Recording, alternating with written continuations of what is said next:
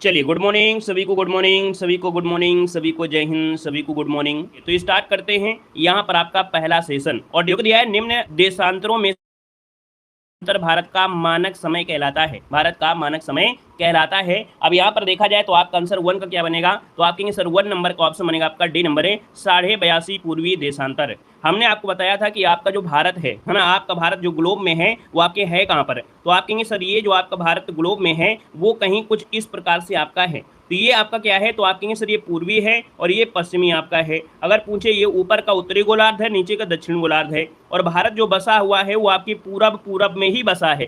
तो इसलिए आपको कहना है कि यहाँ से जो आपकी एक रेखा जाती है वो आपकी है 82.5 पूर्वी देशांतर। अगर आपसे पूछे उत्तर प्रदेश में कहाँ से जाती है, तो आप कहेंगे उत्तर प्रदेश के इलाहाबाद के नैनी से होकर गुजरती है। अगर आपसे पूछे 82.5 पूर्वी देशांतर आपके भारत में से कितने राज्यों से गुजरती है, तो आप कहेंगे 5 राज्यों से गुजरती है। आप कहेंगे कौन कौन से राज्य आपके हैं, तो आप कहेंगे सर इसके शोध में देखा जाए तो आपका उत्तर प्रदेश हो जाएगा, फिर आपका मध्य प्रदेश हो जाएगा, उत्तर प्रदेश मध्य प्रदेश है, इसके बाद आपका छत्तीसगढ़, उड़ीसा और आपका आंध्र प्रदेश है। 5 राज्यों से होकर आपकी गुजरती है। तो इतने ढेर सारे क्वेश्चन आपके बनते हैं।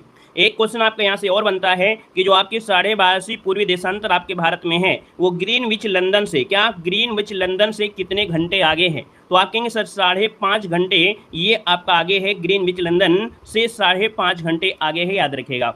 एक क्वेश्चन आपका और ले लेते हैं इसी से कि भारत में जो आपका देशांतरी सीमा की आपका डिफरेंस है, अर्थात जितने बसा हुआ है वो लगभग 29 दशमलव कुछ में बसा है। तो आप कहेंगे सर समय का अंतर कितना है, तो आप कहेंगे 2 घंटे का अंतर आपका यहाँ पर है, याद रखिएगा। पूरब और पश्चिम में 1 घंटे का अंतर है, 2 घंटे का आपका हो जाएगा। तो इतने ढेर सारे क्वेश्चन देखो एक ही पॉइंट से आपको निकलते हुए चलेंगे और पूरे क्वेश्चन इसी प्रकार से यहाँ पर पढ़ना है, याद रखिएगा। ठीक है, अगला क्वेश्चन दिया गया है कि भारत की तटीय सीमा, चलिए बाकी देखा जाए किताब में आपको आंसर की दिया गया है। हम आपको यहाँ पर समझाते हुए चलेंगे, एक एक पॉइंट को लेके हुए चलेंगे, ठीक है ना। अच्छा लगे तो लाइक करिएगा, ठीक है ना। यहाँ पर दिया है भारत की जो तटीय सीमा है वो आपकी है कितनी, तो दूसरे का ऑप्शन क्या बनेगा, यहाँ पर 7516.6 किलोमीटर आपका जो आंसर है यहाँ पर भी नंबर राइट हो जाएगा। अब यहाँ पर देखा जाए तटीय सीमा में से तो 9 ऐसे आपके राज्य हैं जो समुद्र की सीमा के साथ, कितने 9, यहाँ पर देखिए गुजरात है, यहाँ पर देखा जाए तो आपका कौन है, महाराष्ट्र है, फिर गोवा है, कर्नाटक है, यहाँ पर जो आपका केरल है, इधर आपका तमिलनाडु है, आंध्र प्रदेश है, उड़ीसा है, पश्चिम बंगाल है। 9 राज्य हैं, है ना, जो लगभग 6100 किलोमीटर की आपकी दूरी है। फिर यहाँ पर देखा जाए तो आपकी यहाँ पर आपके जो आपका है कौन, लक्षद्वीप है, यहाँ पर अंडमान निकोबार है, यहाँ पर द्वीप हैं। इन सभी चारों तरफ से घेरा हुआ जो आपका है सब मिला के देखा जाए तो 7516.6 किलोमीटर आपका आंसर है, राइट हो जाएगा। क्लियर हुआ, आगे बढ़िएगा। क्वेश्चन दिया गया है भारत का सुदूर पश्चिमी बिंदु आपका कौन सा है, भारत का सुदूर पश्चिमी बिंदु पूछा गया है। तो अगर हम आपसे पूछें कि यहाँ पर देखा जाए तो आपका अंडमान निकोबार आपके बसे हुए हैं, और यहाँ पर देखा जाए तो इस पॉइंट में बना दिया गया है ना, एक स्तंभ जैसा बना दिया गया है कि ये भारत का क्या है, ये पश्चिमी बिंदु है। और ये पश्चिमी बिंदु आपका कौन सा होगा, तो आप कहेंगे जो आपका 68 पूर्वी देशांतर गुजरात। यहाँ पर जो अच्छा पश्चिमी बिंदु पूछा गया, माफ करिए पश्चिमी बिंदु पूछा है, और पश्चिमी बिंदु आपके कहाँ से होगा, तो ये गुजरात में होगा, गौर माता से। ये दक्षिणी बिंदु है, ये जो आपका दिया गया है अंडमान निकोबार में, ये दक्षिणी बिंदु है जो कि ग्रेट निकोबार होता है। यहाँ पर पूछा गया पश्चिमी बिंदु, और पश्चिमी बिंदु गुजरात में गौर माता जो आपका है वहां से जाता है, याद रखिएगा। अगर हम बात करें पूर्वी बिंदु में, तो पूर्वी बिंदु आपके अरुणाचल प्रदेश से जाता है। वहीं पर जो आपका देखा जाए उत्तरी बिंदु कौन सा है, तो आपके लद्दाख में से होकर जाता है, याद रखिएगा, ठीक है ना। तो ये पॉइंट हुए। अगला क्वेश्चन आपसे कह रहा है यहाँ पर देना है 4 नंबर में, तो आपसे कह रहा है बांग्लादेश के साथ नहीं लगती है।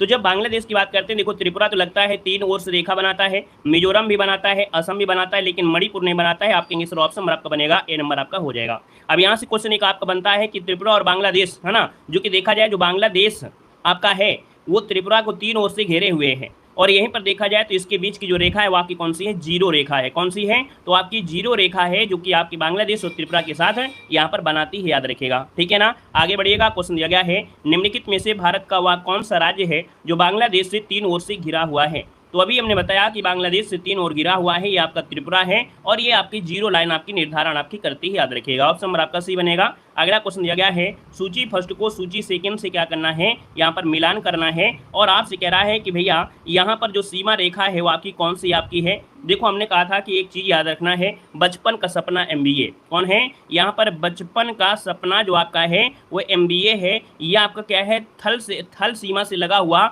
जो आपका 15,000 लगभग आपका दूरी है वो आपकी इसी में होती है। और अगर पूछे सबसे ज़्यादा अगर दूरी आपकी किसके साथ, बांग्लादेश के बाद भी चीन के साथ, पाकिस्तान, नेपाल, है ना, इस प्रकार से करेंगे। और यहाँ पर अगर ऑप्शन देखा जाए तो आप कहेंगे सर यहाँ पर देखा जाए तो पाकिस्तान की जो सीमा है वो आपकी कौन बनेगी, यहाँ पर 33 वाली हो जाएगी। वहीं पर अगर चीन की बात करें तो आपका 34 वाला हो जाएगा। वहीं पर नेपाल की बात करें तो नेपाल वाला आपका 17 में हो जाएगा। और म्यांमार की बात करें तो म्यांमार का क्या हो जाएगा, यहाँ पर 16 हो जाएगा। अब आपको अगर तुक्का मारना है तो मार सकते हैं। कैसे, अगर आपको ये ट्रिक याद है तो आप मार सकते हैं कि भैया आपका पहले बांग्लादेश आएगा, फिर चीन आएगा, फिर पाकिस्तान आएगा, फिर नेपाल आएगा। उसके अकॉर्डिंग आप देखिए ऑप्शन में सबसे कम कौन है, सबसे हिसाब से मारेंगे तो आपका आंसर कौन हो गया, आपका डी नंबर है ना। क्लियर हुआ, आगे बढ़िएगा। क्वेश्चन दिया गया है कि भारत के निम्नलिखित से किस राज्य में से कर्क रेखा नहीं गुजरती है। बताना है भारत के किस राज्य में से कर्क रेखा नहीं गुजरती है। मित्र पर गमछा झार, है ना, क्या आप कहेंगे सर मित्र पर गमछा झार, ये आपका ट्रिक है। मित्र पर गमछा झार ये ट्रिक है। यहाँ पर मिजोरम, त्रिपुरा, पश्चिम बंगाल, राजस्थान, गुजरात, मध्य प्रदेश, छत्तीसगढ़ यहाँ से जाती है। तो आप कहेंगे सर ये जो आपका उड़ीसा है, उड़ीसा से होकर नहीं गुजरती है। आपका आंसर हो गया कौन सा, बी नंबर है, यहाँ पर राइट हो जाएगा, याद रखिएगा। अगला क्वेश्चन दिया गया है, क्वेश्चन है कि निम्न कथनों पर विचार करना है। क्वेश्चन नंबर आपका 8 है और आपसे कह रहा है कि सर सिक्किम नेपाल और भूटान की सीमाओं से लगा हुआ है। अर्थात जो सिक्किम है वो नेपाल और भूटान की सीमा से लगा है, पहला पॉइंट सही है। भारत व चीन के मध्य मैकमोहन रेखा कहलाती, ये भी सही है। गुजरात तथा पश्चिम बंगाल दो ऐसे राज्य हैं जिनकी सीमा स्थलीय सीमा और तटीय सीमा आप कहेंगे, ये भी सही है। मतलब यहाँ पर देखा जाए तो उपयुक्त में से सभी ऑप्शन जो आपका दिया गया है वो आपका डी नंबर बिल्कुल सही जवाब हो जाएगा, सभी करेक्ट हैं, है ना। अगला क्वेश्चन यहाँ पर दिया गया है कि क्षेत्रफल की दृष्टि से भारत का विश्व में कौन सी स्थान है। चलिए बताना है क्षेत्रफल की दृष्टि से भारत का विश्व में कौन सी स्थान है, 9 को ऑप्शन देना है। तो आप कहेंगे सर ये जो आपका है वो 7वां स्थान है। कौन सा है, आपका 7वां स्थान है। कौन कौन सा है, तो हमने कहा यहाँ पर आपका कौन कौन सा आपका हो सकता है, ये आप लोग जल्दी से बताइएगा। चलिए सभी लोग कमेंट करेंगे, विश्व में भारत का स्थान कितना है, 7वां है ना। और 7वां में है तो आप लोग जल्दी जल्दी ये बता डालिएगा कि सबसे पहले कौन आएगा और सबसे यहाँ पर इसके बाद जो 7वां आता है कौन आता है। चलिए देखो सबसे पहले जैसे रूस आपका हो गया, है ना, ऐसे याद रखना है। ऐसे आप इधर आप देखेंगे जब आप विश्व का मैप बनाएंगे तो आप पाएंगे कि इधर रूस आपका है, इधर आपका कनाडा हो गया, फिर चीन हो गया, इधर आप अमेरिका हो गया, फिर ब्राज़ील हो गया, फिर इधर आपका क्या हो जाएगा भाई, तो आप कहेंगे सर इधर देखा जाए आ जाता है ऑस्ट्रेलिया वाला, फिर इसके बाद आपका भारत आता है। तो ये 7वां स्थान आपका बन जाएगा। अगला क्वेश्चन यहाँ पर दिया गया और आपसे कह रहा है कि भैया निम्न में से कौन सा असुमेलित आपका दिया गया है, आपसे राजधानी पूछा गया है। यहाँ पर देखा जाए राजधानियों में से तो नागालैंड की राजधानी क्या है, आप कहेंगे कोहिमा है। यहाँ पर मेघालय की राजधानी शिलोंग है। मणिपुर की राजधानी इम्फाल है, क्या है, इम्फाल आपकी है, इम्फाल आपका बनेगा। तो आप कहेंगे सर यहाँ पर देखा जाए तो सी नंबर गलत है, सिक्किम की राजधानी आपकी गंगटोक है। क्लियर हो गया, आगे बढ़िएगा। क्वेश्चन दिया गया है कि भारत की उत्तर से दक्षिण की लंबाई कितनी है। ये आपका जो भारत है, भारत में से पूछा गया है कि भैया जो आपका उत्तर है और ये दक्षिण है इसके बीच की लंबाई कितनी है, ये बताना है। तो ये लंबाई जो आपकी 3214 किलोमीटर है, कितनी है, 3214 किलोमीटर है। लेकिन अगर आपसे पूछें यहाँ पर आपका पॉइंट, यहाँ पर ये वाली जो लाइन होती है पूरब से पश्चिम, पूरब से पश्चिम आपकी कितनी होती है वो बताना है।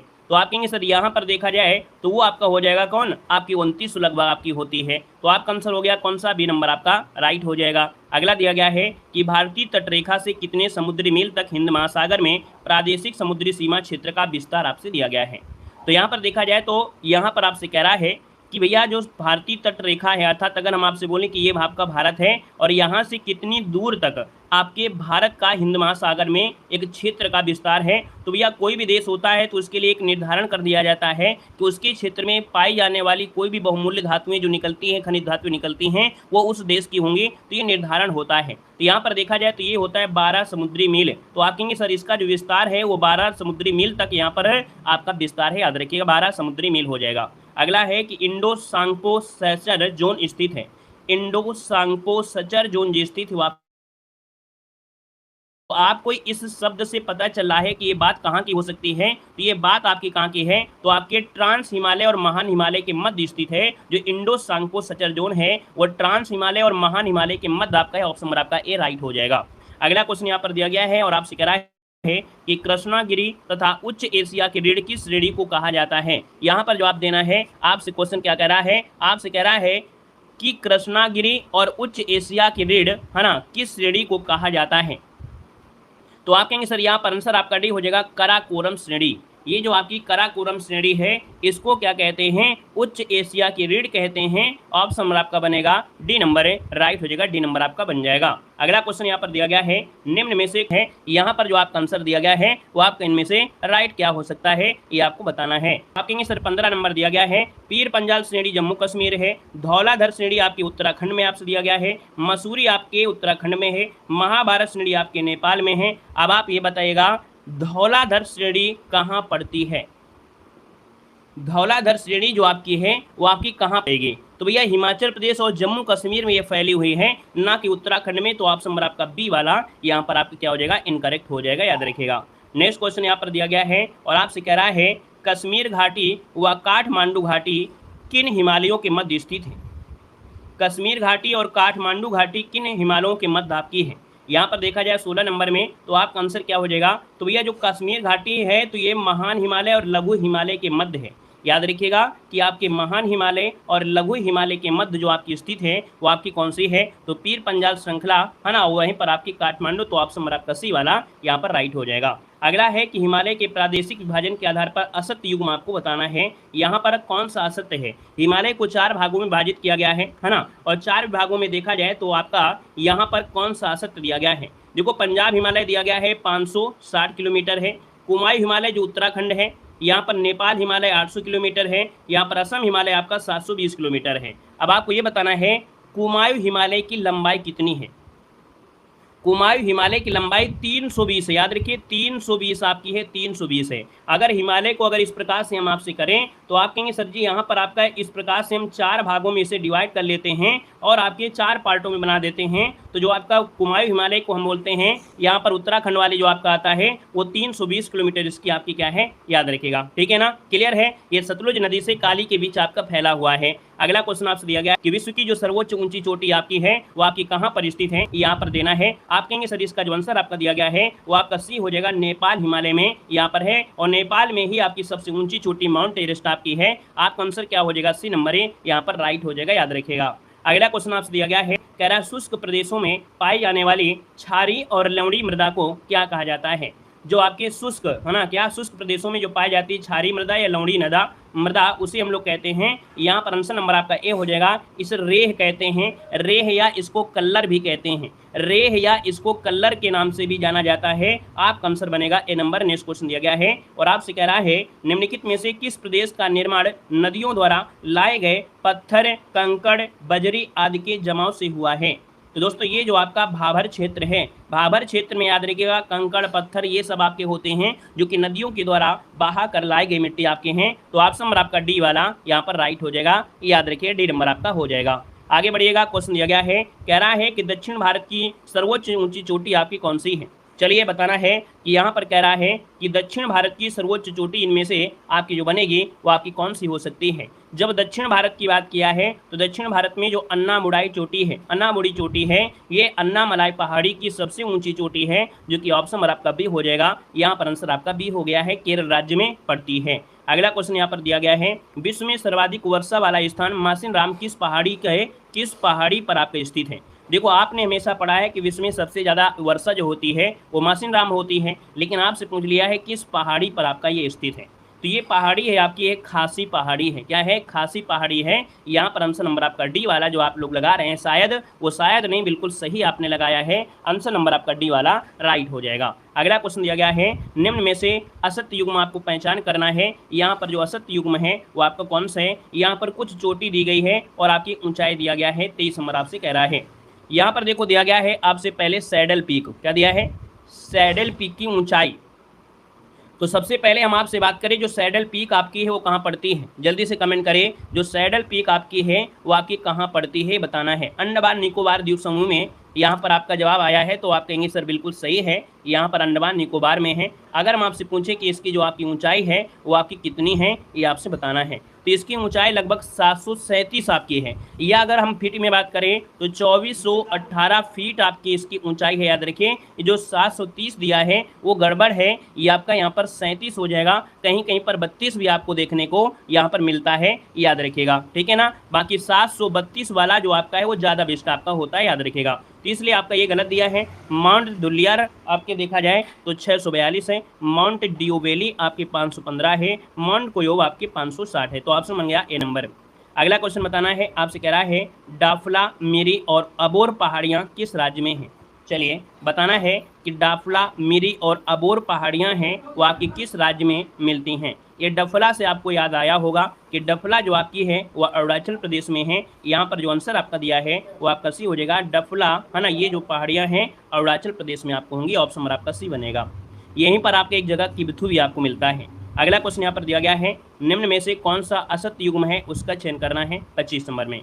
देखिए, माना व नीति दर्रा आपके उत्तराखंड में है, ये आपका सही गया है। बोमडीला दर्रा आपके अरुणाचल प्रदेश से, ये भी सही दिया है। जेलेपला दर्रा आपके सिक्किम में है, ये भी सही दिया गया है। यहाँ पर आपको बताना है सिपकीला दर्रा क्या उत्तराखंड में है, आप कहेंगे बिल्कुल गलत दिया है। सिपकीला आपके कहाँ है, यहाँ पर कमेंट करिएगा जल्दी से, आप बताइएगा सिपकीला दर्रा कहाँ पर है। चलिए हिमाचल प्रदेश में है, बिल्कुल सही है। याद रखिए, सिपकीला दर्रा जो आपके हिमाचल प्रदेश के किन्नौर जिले में है ना, किन्नौर जिले में है। और ये दर्रा जास्कर श्रेणी के बीच आपका भारत जो तिब्बत सीमा है वहाँ से आती है। याद रखिए, क्वेश्चन होता है कि सिपकीला दर्रा से ही एक नदी भारत में प्रवेश करती है, उस नदी का नाम बताइएगा। चलिए बताइएगा कि यहाँ पर जो आपकी है सिपकीला दर्रा से कौन सी नदी है जो भारत में प्रवेश करती है, यहाँ पर बताइएगा, क्योंकि ये सब क्वेश्चन आपके बनते हैं। देखो, आंसर की ही लगाना हो तो बड़ी आसान है कि हम आपको 5 मिनट में आंसर की लगा के ख़त्म कर दें। हमारा कर्तव्य है कि भाई अगर आपके पास किताब भी है, किताब से पढ़ेंगे ही, उससे ज़्यादा से ज़्यादा जानकारी मिल सके तो वो आपका ज़्यादा बेस्ट है। तो आप कहेंगे सर यहाँ पर देखा जाए तो आप कहेंगे सर ये आपके सिपकीला जो आपके हिमाचल प्रदेश आपका होगा, इसलिए यहाँ पर आंसर आपका क्या है, डी नंबर। और यहाँ से सतलुज नदी जाती है, कौन, सतलज नदी आपकी है, जो कि बिल्कुल सही है, याद रखेगा। अगला क्वेश्चन यहाँ पर दिया गया है और आपसे कह रहा है जोजिला दर्रा आपके कहाँ पर है। चलिए यहाँ पर देना है, आपसे कह रहा है जोजिला दर्रा कहाँ पर स्थित है। जोजिला दर्रा कहाँ पर है, 26 को ऑप्शन देना है। जोजिला दर्रा आपके लद्दाख में पड़ता है, ठीक है। ये लद्दाख जिले में एक जिला पड़ता है, कारगिल जिला। कौन है, कारगिल जिला आपका है, क्योंकि आपको मालूम है जम्मू कश्मीर जब से आपका डिवाइड हुआ, केंद्र शासित प्रदेश बना, तब से यहाँ पर लद्दाख और जम्मू दोनों में से, पहले तो आप हमेशा बोले कि जम्मू कश्मीर में है, लेकिन ये जो आपका है कहाँ है, तो जोजिला दर्रा आप कहेंगे सर ये लद्दाख में है और ये कारगिल जिले में है, कारगिल जिले में। और हिमालय का एक ऊंचा पर्वतीय दर्रा भी आपका है, श्रीनगर और लेह को जोड़ता है, याद रखिएगा। क्लियर है, आगे बढ़िएगा। क्वेश्चन आपसे अगला पूछा गया है और आपसे यहाँ पर दिया गया है क्वेश्चन, आंध्र प्रदेश व तमिलनाडु के तट का नाम बताना है। जो तमिलनाडु है और आंध्र प्रदेश का जो तट है वो आपका है कौन, तो ये कहाँ मिलेंगे, प्रायद्वीप में चलना पड़ेगा। और यहाँ पर देखा जाए तो आपका जो तमिलनाडु है यहाँ से है और आपका आंध्र प्रदेश यहाँ से है। अब इस बीच का जो तट है उसे कहते क्या हैं, तो इस तट को कहते हैं कोरोमंडल कहते हैं। क्या कहते हैं, कोरोमंडल। थोड़ा सा और ऊपर जाएंगे तो उड़ीसा मिलेगा और उड़ीसा में जो आपका तट होता है उसे उत्तरी सरकार कहते हैं। क्या कहते हैं, उत्तरी सरकार कहते हैं, याद रखिएगा। वहीं पर अगर पूछे मालाबार तट कौन सा है, तो केरल में आपका मालाबार तट होता है और ये गुजरात से आपके जो आपकी गोवा आपका महाराष्ट्र है वहाँ पर कोंकण तट होता है। क्लियर होगा, आगे बढ़िएगा। क्वेश्चन आपसे दिया गया है, आपसे कह रहा है कि भारत और श्रीलंका निम्नलिखित में से किस जल संधि द्वारा अलग हुआ है। चलिए बताना है कि आपका जो 28 नंबर दिया है, 28 का ऑप्शन क्या बनेगा, तो आप कहेंगे सर ये है आपकी पाक जल संधि। क्या है, भारत और श्रीलंका के मध्य जो आपकी संधि है वो आपकी पाक जल संधि है, याद रखिएगा। और आपका आंसर जो आ गया है वो आपका सी हो जाएगा। जो जल संधि है तमिलनाडु और श्रीलंका के मन्नार जिले में है। अगर पूछे कि जो संधि है कहाँ पर, तो आपकी तमिलनाडु और श्रीलंका का जो मन्नार जिला है वहाँ पर आपका स्थित है, याद रखेगा। और भारत में ये दक्षिण में पम्बन द्वीप और श्रीलंका में मन्नार से घिरा हुआ है। यहाँ पर आगे बढ़ते हैं। क्वेश्चन आपसे अगला पूछा गया है कि भारत का एकमात्र सक्रिय ज्वालामुखी बैरन जो आपका है किस द्वीप पर अवस्थित है। चलिए बताना है कि भारत का एकमात्र सक्रिय ज्वालामुखी बैरन किस द्वीप पर आपका अवस्थित है। यहाँ पर देखा जाए तो आप कहेंगे सर ये आपका मध्य अंडमान में है। कहाँ पर है, देखो आपने हमेशा पढ़ा कि अंडमान निकोबार में, लेकिन यहाँ पर अलग अलग बता दिया। जब अलग अलग बता दिया है तो आप कहेंगे सर ये जो बैरन द्वीप है अंडमान सागर में, जो कि आपके मध्य अंडमान में आपका स्थित है। याद रखिए आंसर आपका बनेगा कौन है, तो यहाँ पर आपका डी नंबर राइट हो जाएगा। नेक्स्ट क्वेश्चन यहाँ पर दिया गया है और आपसे कह रहा है कि जास्कर व लद्दाख श्रेणियों के मध्य प्रवाहित होने वाली नदी कौन सी है। देखो लद्दाख और जास्कर श्रेणियों से कौन से बह रही होगी, सिंधु नदी तो जाती है और कोई हो सकती है। आप कहेंगे सर यहाँ पर जो आंसर है वो आपका ए नंबर है, यहाँ पर राइट हो जाएगा। जो आपकी सिंधु नदी है वो ट्रांस हिमालय की जास्कर और लद्दाख श्रेणी के बीच बहती है ना, और भारत का सबसे गहरा गार्ज का निर्माण ये करती है। अगला क्वेश्चन यहाँ पर दिया गया है और आपसे कह रहा है कि सिंधु नदी समझौता कब हुआ था। सिंधु नदी समझौता जो हुआ था, सिंधु नदी जल समझौता हुआ था, ये कब हुआ था। तो दोस्तों याद रखिएगा ये आपका हुआ था 1960 में, है ना, 19 सितंबर 1960 को हुआ था। वहाँ पर देखा जाए तो उस समय अपने इस संधि पर हस्ताक्षर भारत के जो प्रधानमंत्री जवाहरलाल नेहरू और पाकिस्तान के राष्ट्रपति जी थे वो आपके थे मोहम्मद अयूब खां थे, याद रखिएगा। और इस संधि की जो मध्यस्थता है वो विश्व बैंक के अध्यक्ष ने करवाई थी, याद रखिएगा। तो आप कहेंगे सर इसका आंसर आपका सी बनेगा। नेक्स्ट क्वेश्चन आपसे दिया गया है और कह रहा है तुलबुल व उरी परियोजना किस नदी पर आपकी है। चलिए उरी आपने घटना भी सुना होगा, है ना, थोड़ा सा तो आपको पता चल गया है। यहाँ पर की ये बात हो रही है झेलम नदी। तुलबुल परियोजना और उरी बांध ये जम्मू कश्मीर राज्य की झेलम नदी पर बनाए गए हैं। झेलम नदी पर बनी आजाद पट्टन जल विद्युत परियोजना भी इस हाइड्रो पावर का प्रोजेक्ट है, तो ऑप्शन नंबर आपका बी राइट हो जाएगा। अगले क्वेश्चन को आते हैं। क्वेश्चन आपसे अगला पूछा गया है, कह रहा है कि रुद्रप्रयाग किन नदियों का संगम है। रुद्रप्रयाग किन नदियों का संगम है। चलिए अब बताइएगा, ये आपने पढ़ा होगा, है ना। यहाँ पर देख सकते हैं कि जो रुद्रप्रयाग है ये किन दो नदियों का संगम है। तो आप कहेंगे सर जो मंदाकिनी नदी है और अलकनंदा है ना। याद रखिए अलकनंदा और मंदाकिनी नदियों रुद्रप्रयाग आपका है। अलकनंदा नदी के 5 संगमों में से एक आपका इसको माना जाता है। तो आप कहेंगे सर इसका जो आंसर आ गया है वो आपका कौन बनेगा, डी नंबर राइट हो जाएगा। दोस्तों याद रखिएगा मंदाकिनी को काली गंगा के नाम से भी जानते हैं। याद रखिए मंदाकिनी को काली गंगा के नाम, देखो काली नदी नहीं काली गंगा के नाम से भी यहाँ पर जाना जाता है, जो आपकी मंदाकिनी है, याद रखिएगा। अगला क्वेश्चन यहाँ पर दिया गया है और आपसे कह रहा है दक्षिण भारत की सबसे बड़ी नदी आपकी कौन सी है। दक्षिण भारत की सबसे बड़ी नदी कौन सी है। यहाँ पर देखा जाए तो दक्षिण भारत की सबसे यहाँ पर बड़ी नदी पूछा गया है, मतलब लंबी नदी पूछा गया है। तो याद रखिए यहाँ पर शब्द हमने बताया था, है ना, कि लंबी शब्द अगर आपको लगा देता है, बड़ी नदी लगा देता है, तब आपकी गोदावरी होती है। लेकिन अगर पूछे दक्षिण की गंगा आपकी है तो आपकी कावेरी है। दक्षिण की गंगा है तो कावेरी है, दक्षिण गंगा या वृद्ध गंगा तो आपकी गोदावरी है। लंबी पूछे तो भी आपको गोदावरी ही देना है, याद रखिएगा, ठीक है ना। जो कि नासिक कहाँ पर है, महाराष्ट्र के नासिक के जो त्र्यंबक है वहाँ से निकलती है, याद रखिएगा। अगला क्वेश्चन आपके सामने है और आपसे कह रहा है कि सुमेलित करना है कुछ सहायक नदियाँ हैं, और इन सहायक नदियों में से देखा जाए तो आपके देखिए जो ब्रह्मपुत्र नदी की सहायक नदियां हैं वो मानस, तीस्ता और लोहित हैं। तो यहाँ पर तो ये आपका 3 आ रहा है। कृष्णा की बात करते हैं तो तुंगभद्रा और आपका घाटप्रभा भीमा हो जाएंगे, यहाँ पर 2 हो जाएगा।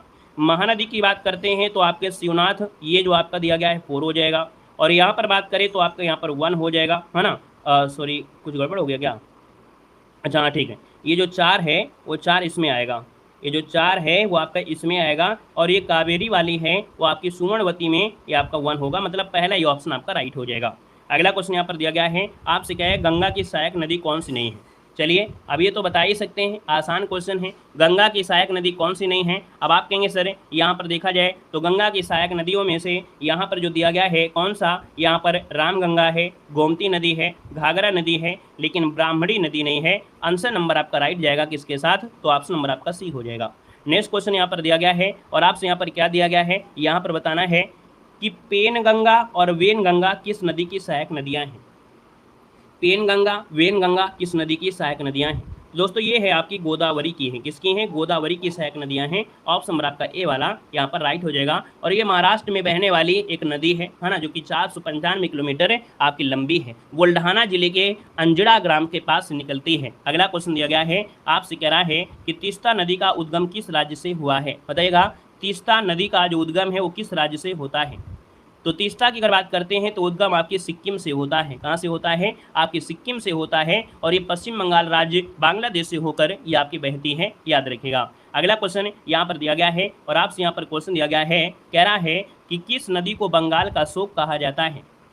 बंगाल का शोक जो कहते हैं वो किसको कहते हैं, तो आप कहेंगे सर दामोदर नदी को कहा जाता है, दामोदर नदी। जो दामोदर नदी है वो आपकी झारखंड के लातेहार जिले से निकलती है और पश्चिम बंगाल से होकर बहती है। तो आप कहेंगे सर यहाँ पर इसका आंसर आपका डी हो जाएगा। देखिए पहले बंगाल में, जो पश्चिम बंगाल है उसके मैदानी इलाकों में इस नदी से आए भीषण बाढ़ों के कारण यहाँ पर बंगाल का शोक इसको कहा जाता है। अगला क्वेश्चन यहाँ पर दिया गया है, निम्नलिखित झीलों में से कौन सी झील क्रेटक झील का उदाहरण है। यहाँ पर बताना है क्रेटर झील जो आपकी है वो कौन सी है, तो आप कहेंगे सर लोनार झील आपकी है। जब गौरव सर ने आपको पढ़ाया होगा यहाँ पर महाराष्ट्र दर्शन, तो महाराष्ट्र दर्शन में आपको दिखाया होगा यहाँ पर लोनार झील, और बताया भी होगा कि यहाँ पर जो आपकी जो झील है इसका रंग है ना कोरोना काल में गुलाबी भी हो गया था, है ना। ये चीज़ आपको पढ़ाया होगा, आपने देखा भी होगा। याद रखिए ये आपके महाराष्ट्र में है और आपके लोनार झील है जो क्रेटर झील है। कहा जाता है कि इसका जो उद्गम है वो क्या हुआ है, आपके कहीं ना कहीं ज्वालामुखी वाली जो आपका क्षेत्र से वहां से हुआ है। तो आप कहेंगे सर इसका आंसर आपका सी नंबर है,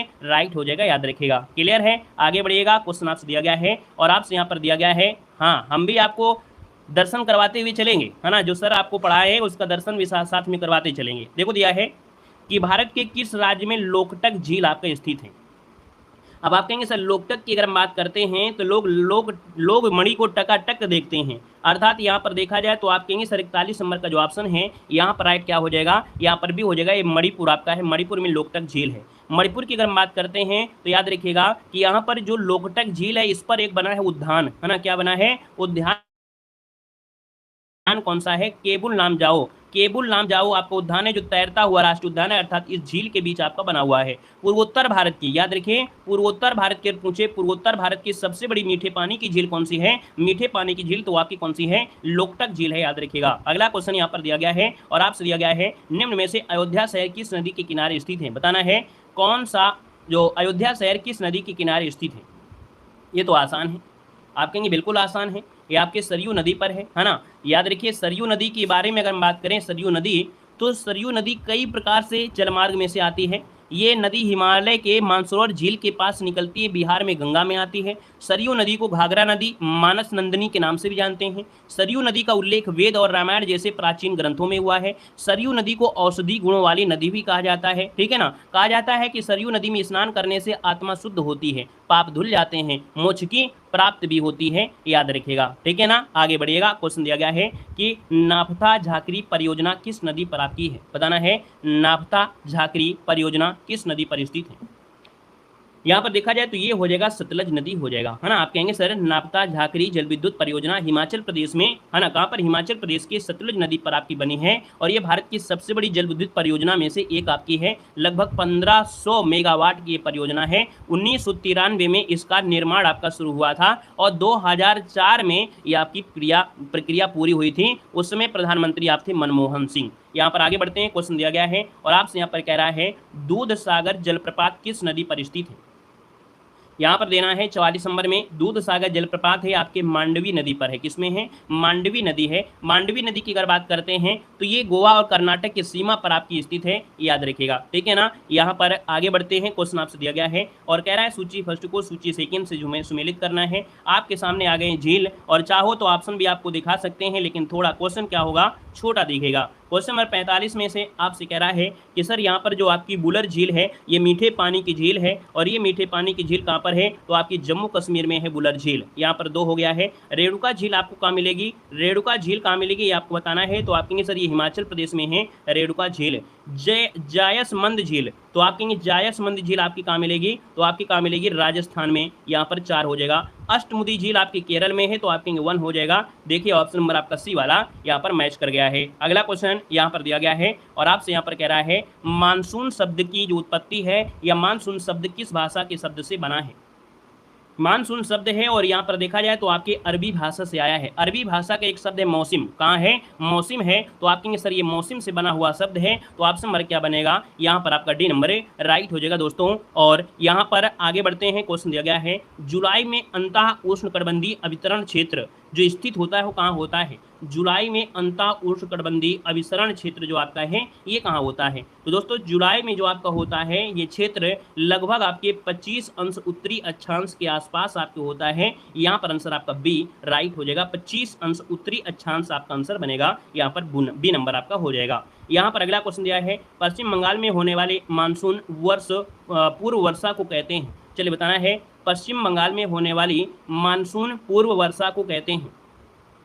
यहाँ पर 48 नंबर में इसे बोलते हैं काल वैसाखी। क्या बोलते हैं, पश्चिम बंगाल में मानसून से पहले होने वाली बारिश को काल वैसाखी कहते हैं, और इसे आम की बारिश या अप्रैल की बारिश भी कहा जाता है, जो कि वैसाख के महीने में होने के कारण इसे काल वैसाखी कहा जाता है। याद रखिएगा जो आपका मानसून है उससे पहले होने वाली बारिश अलग अलग जगहों पर अलग अलग नाम से जानती है। असम में अगर हम जाएंगे तो इसको बाइडो इसला कहते हैं, कर्नाटक में जाते हैं तो इसे चेरी ब्लासम या काफ़ी सावर कहते हैं, केरल में जाते हैं तो चेरी ब्लासम या सावर काफ़ी भी कहते हैं, क्योंकि काफ़ी के लिए भी महत्वपूर्ण होती है। तो हर जगह अलग अलग आपके नाम भी होते हैं। अगला क्वेश्चन दिया गया है कि कोपेन के जलवायु वर्गीकरण के अनुसार शुष्क ग्रीष्म ऋतु जलवायु भारत के निम्नलिखित में से किन राज्यों से मिलती है।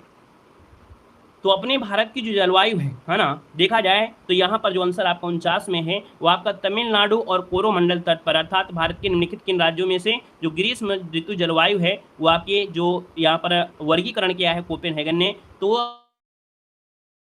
और कोरोमंडल आपका आंसर है राइट हो जाएगा। अगला क्वेश्चन यहाँ पर दिया है और आपसे कह रहा है कि ग्रीष्म ऋतु में भारत के उत्तर पश्चिमी मैदानी भागों में बहने वाली अत्यधिक गर्म व शुष्क स्थानीय हवाओं को क्या कहते हैं। यहाँ पर देखा जाए तो आपके सर देखा जाए उत्तर भारत में गर्मियों के महीने में भयंकर तरीके से चलती हैं गर्म है ना हवाएं, इनको कहते हैं लू। क्या कहते हैं, लू कहते हैं, है ना। और यहाँ पर ये हवाएं मई जून महीने में है ना, कुछ बहुत तो जुलाई में भी आपको देखने को मिलती हैं 40 से 45। 2024 में देखा जाए टेम्परेचर 48 तक पहुँच गया, है ना। तो आप कहेंगे सर लू के संपर्क में आने से इनको लू लग जाती है, लोगों को पानी की कमी हो जाती है। तो आप कहेंगे आंसर नंबर आपका बी हो गया। नेक्स्ट क्वेश्चन आपसे कह रहा है उत्तरी भारत में शीतकालीन वर्षा का कारण क्या है। चलिए उत्तरी भारत में जो शीतकाल में वर्षा होती है, तो आप कहेंगे सर शीतकालीन वर्षा का कारण यहाँ पर देखा जाए 51 नंबर में, तो ये पश्चिमी विक्षोभ होता है। क्या बोलते हैं, इसको पश्चिमी विक्षोभ कहते हैं। मतलब ऑप्शन की अगर हम बात कर लेते हैं तो ऑप्शन नंबर आपका बनेगा यहाँ पर डी नंबर है, राइट हो जाएगा। ये होता है पश्चिमी विक्षोभ के कारण यहाँ पर होता है, ऑप्शन नंबर आपका डी हो जाएगा। नेक्स्ट क्वेश्चन यहाँ पर दिया गया है निम्नलिखित में से किन महीनों को निवर्तन मानसून के महीने के रूप में कहा जाता है। चलिए अच्छा क्वेश्चन है, निम्न में से किन महीनों को निवर्तन मानसून के महीनों कहा जाता है। याद रखिए ये अक्टूबर नवंबर का महीना होता है। अक्टूबर नवंबर महीने को मानसून के निवर्तन की ऋतु कहा जाता है, क्योंकि एक प्रकार से जो मानसून होता है पहले जाता है फिर इस महीने में लगभग वापस आ रहा होता है ना। तो आप कहेंगे सर ये निवर्तन मानसून है अक्टूबर नवंबर का महीना, ऑप्शन नंबर आपका ये हो जाएगा। आप देखते होंगे एक बारिश जरूर होती है सर्दियों में। अगला क्वेश्चन यहाँ पर दिया, और जब ये बारिश होती है तभी सर्दी भी स्टार्ट होती है अच्छी तरीके से। यहाँ पर देखो दिया है भारतीय मानसून को प्रभावित करने वाला एल नीनो आपका कौन सा है। तो देखो भारतीय मानसून को जो प्रभावित करता है ये करता है उष्ण समुद्री धारा। कौन, उष्ण समुद्री धारा है। यहाँ पर जो आंसर आपका दिया है सी नंबर है, वो आपका जवाब क्या हो जाएगा, राइट हो जाएगा। जमीन और पानी के अलग अलग तापन की दर में अंतर जो आपका होता है उसे कहते हैं। अगला है लौटती हुई मानसून पवनें किस तट के सहारे वर्षा करती हैं। बताना है लौटती हुई मानसून पवनें किस तट के सहारे वर्षा करेंगे। सर इसका जो आंसर बनेगा वो बनेगा कोरोमंडल तट आपका होता है ना। हमने बताया था कि ये जो आपका कोरोमंडल तट आपका कहाँ पर होगा, तो ये यहाँ से आपका देखा जाए आंध्र प्रदेश से लेके कर्नाटक तक जो आपका इस एरिया है, इस एरिया में देखा जाए तो इसको कोरोमंडल तट कहते हैं, और यहाँ पर आपकी बारिश होती है, याद रखिएगा, ठीक है ना। आगे बढ़िएगा, क्वेश्चन आपसे दिया गया है और आपसे कह रहा है कि भारत में सबसे कम वर्षा वाला स्थान कौन सा है। भारत में सबसे कम वर्षा वाला जो स्थान है वो आपका इनमें से कौन सा है, यहाँ पर बताना है। तो आप कहेंगे सर यहाँ पर जो आंसर आ रहा है वो ऑप्शन आपका क्या हो जाएगा, तो आप कहेंगे सर लेह है, जैसलमेर मत लगाइएगा। यहाँ पर आंसर लगाना है ए नंबर। आपने राज्य दर्शन में आपने जरूर पढ़ा होगा, है ना, कि सबसे कम वर्षा वाला स्थान कौन है, आपका लेह है। और सबसे ज़्यादा वर्षा कहाँ होती है, तो आपकी मासिन राम जो कि आपकी मेघालय में है। मेघालय जब आपने दर्शन किया होगा वहाँ पर ये आपने जरूर पढ़ा होगा, है ना। तो आप कहेंगे सर इसका जो आंसर है यहाँ पर ए नंबर है, राइट हो जाएगा, याद रखिएगा। अगला क्वेश्चन आपसे कह रहा है कि निम्नलिखित में से सूची फर्स्ट को सूची से के है और सही कूट आपको करना है। यहाँ पर बताना है आपका जो आंसर बनेगा वो राइट इनमें से क्या बन जाएगा। तो देखिए यहाँ पर अगर आपसे पूछे कि ऋतु और आपका महीना दिया गया है तो चारों ऑप्शन में से थोड़ा सा अगर आप दिमाग लगाएंगे तो हो सकता है कि आप इसका जवाब सही कर पाएँ।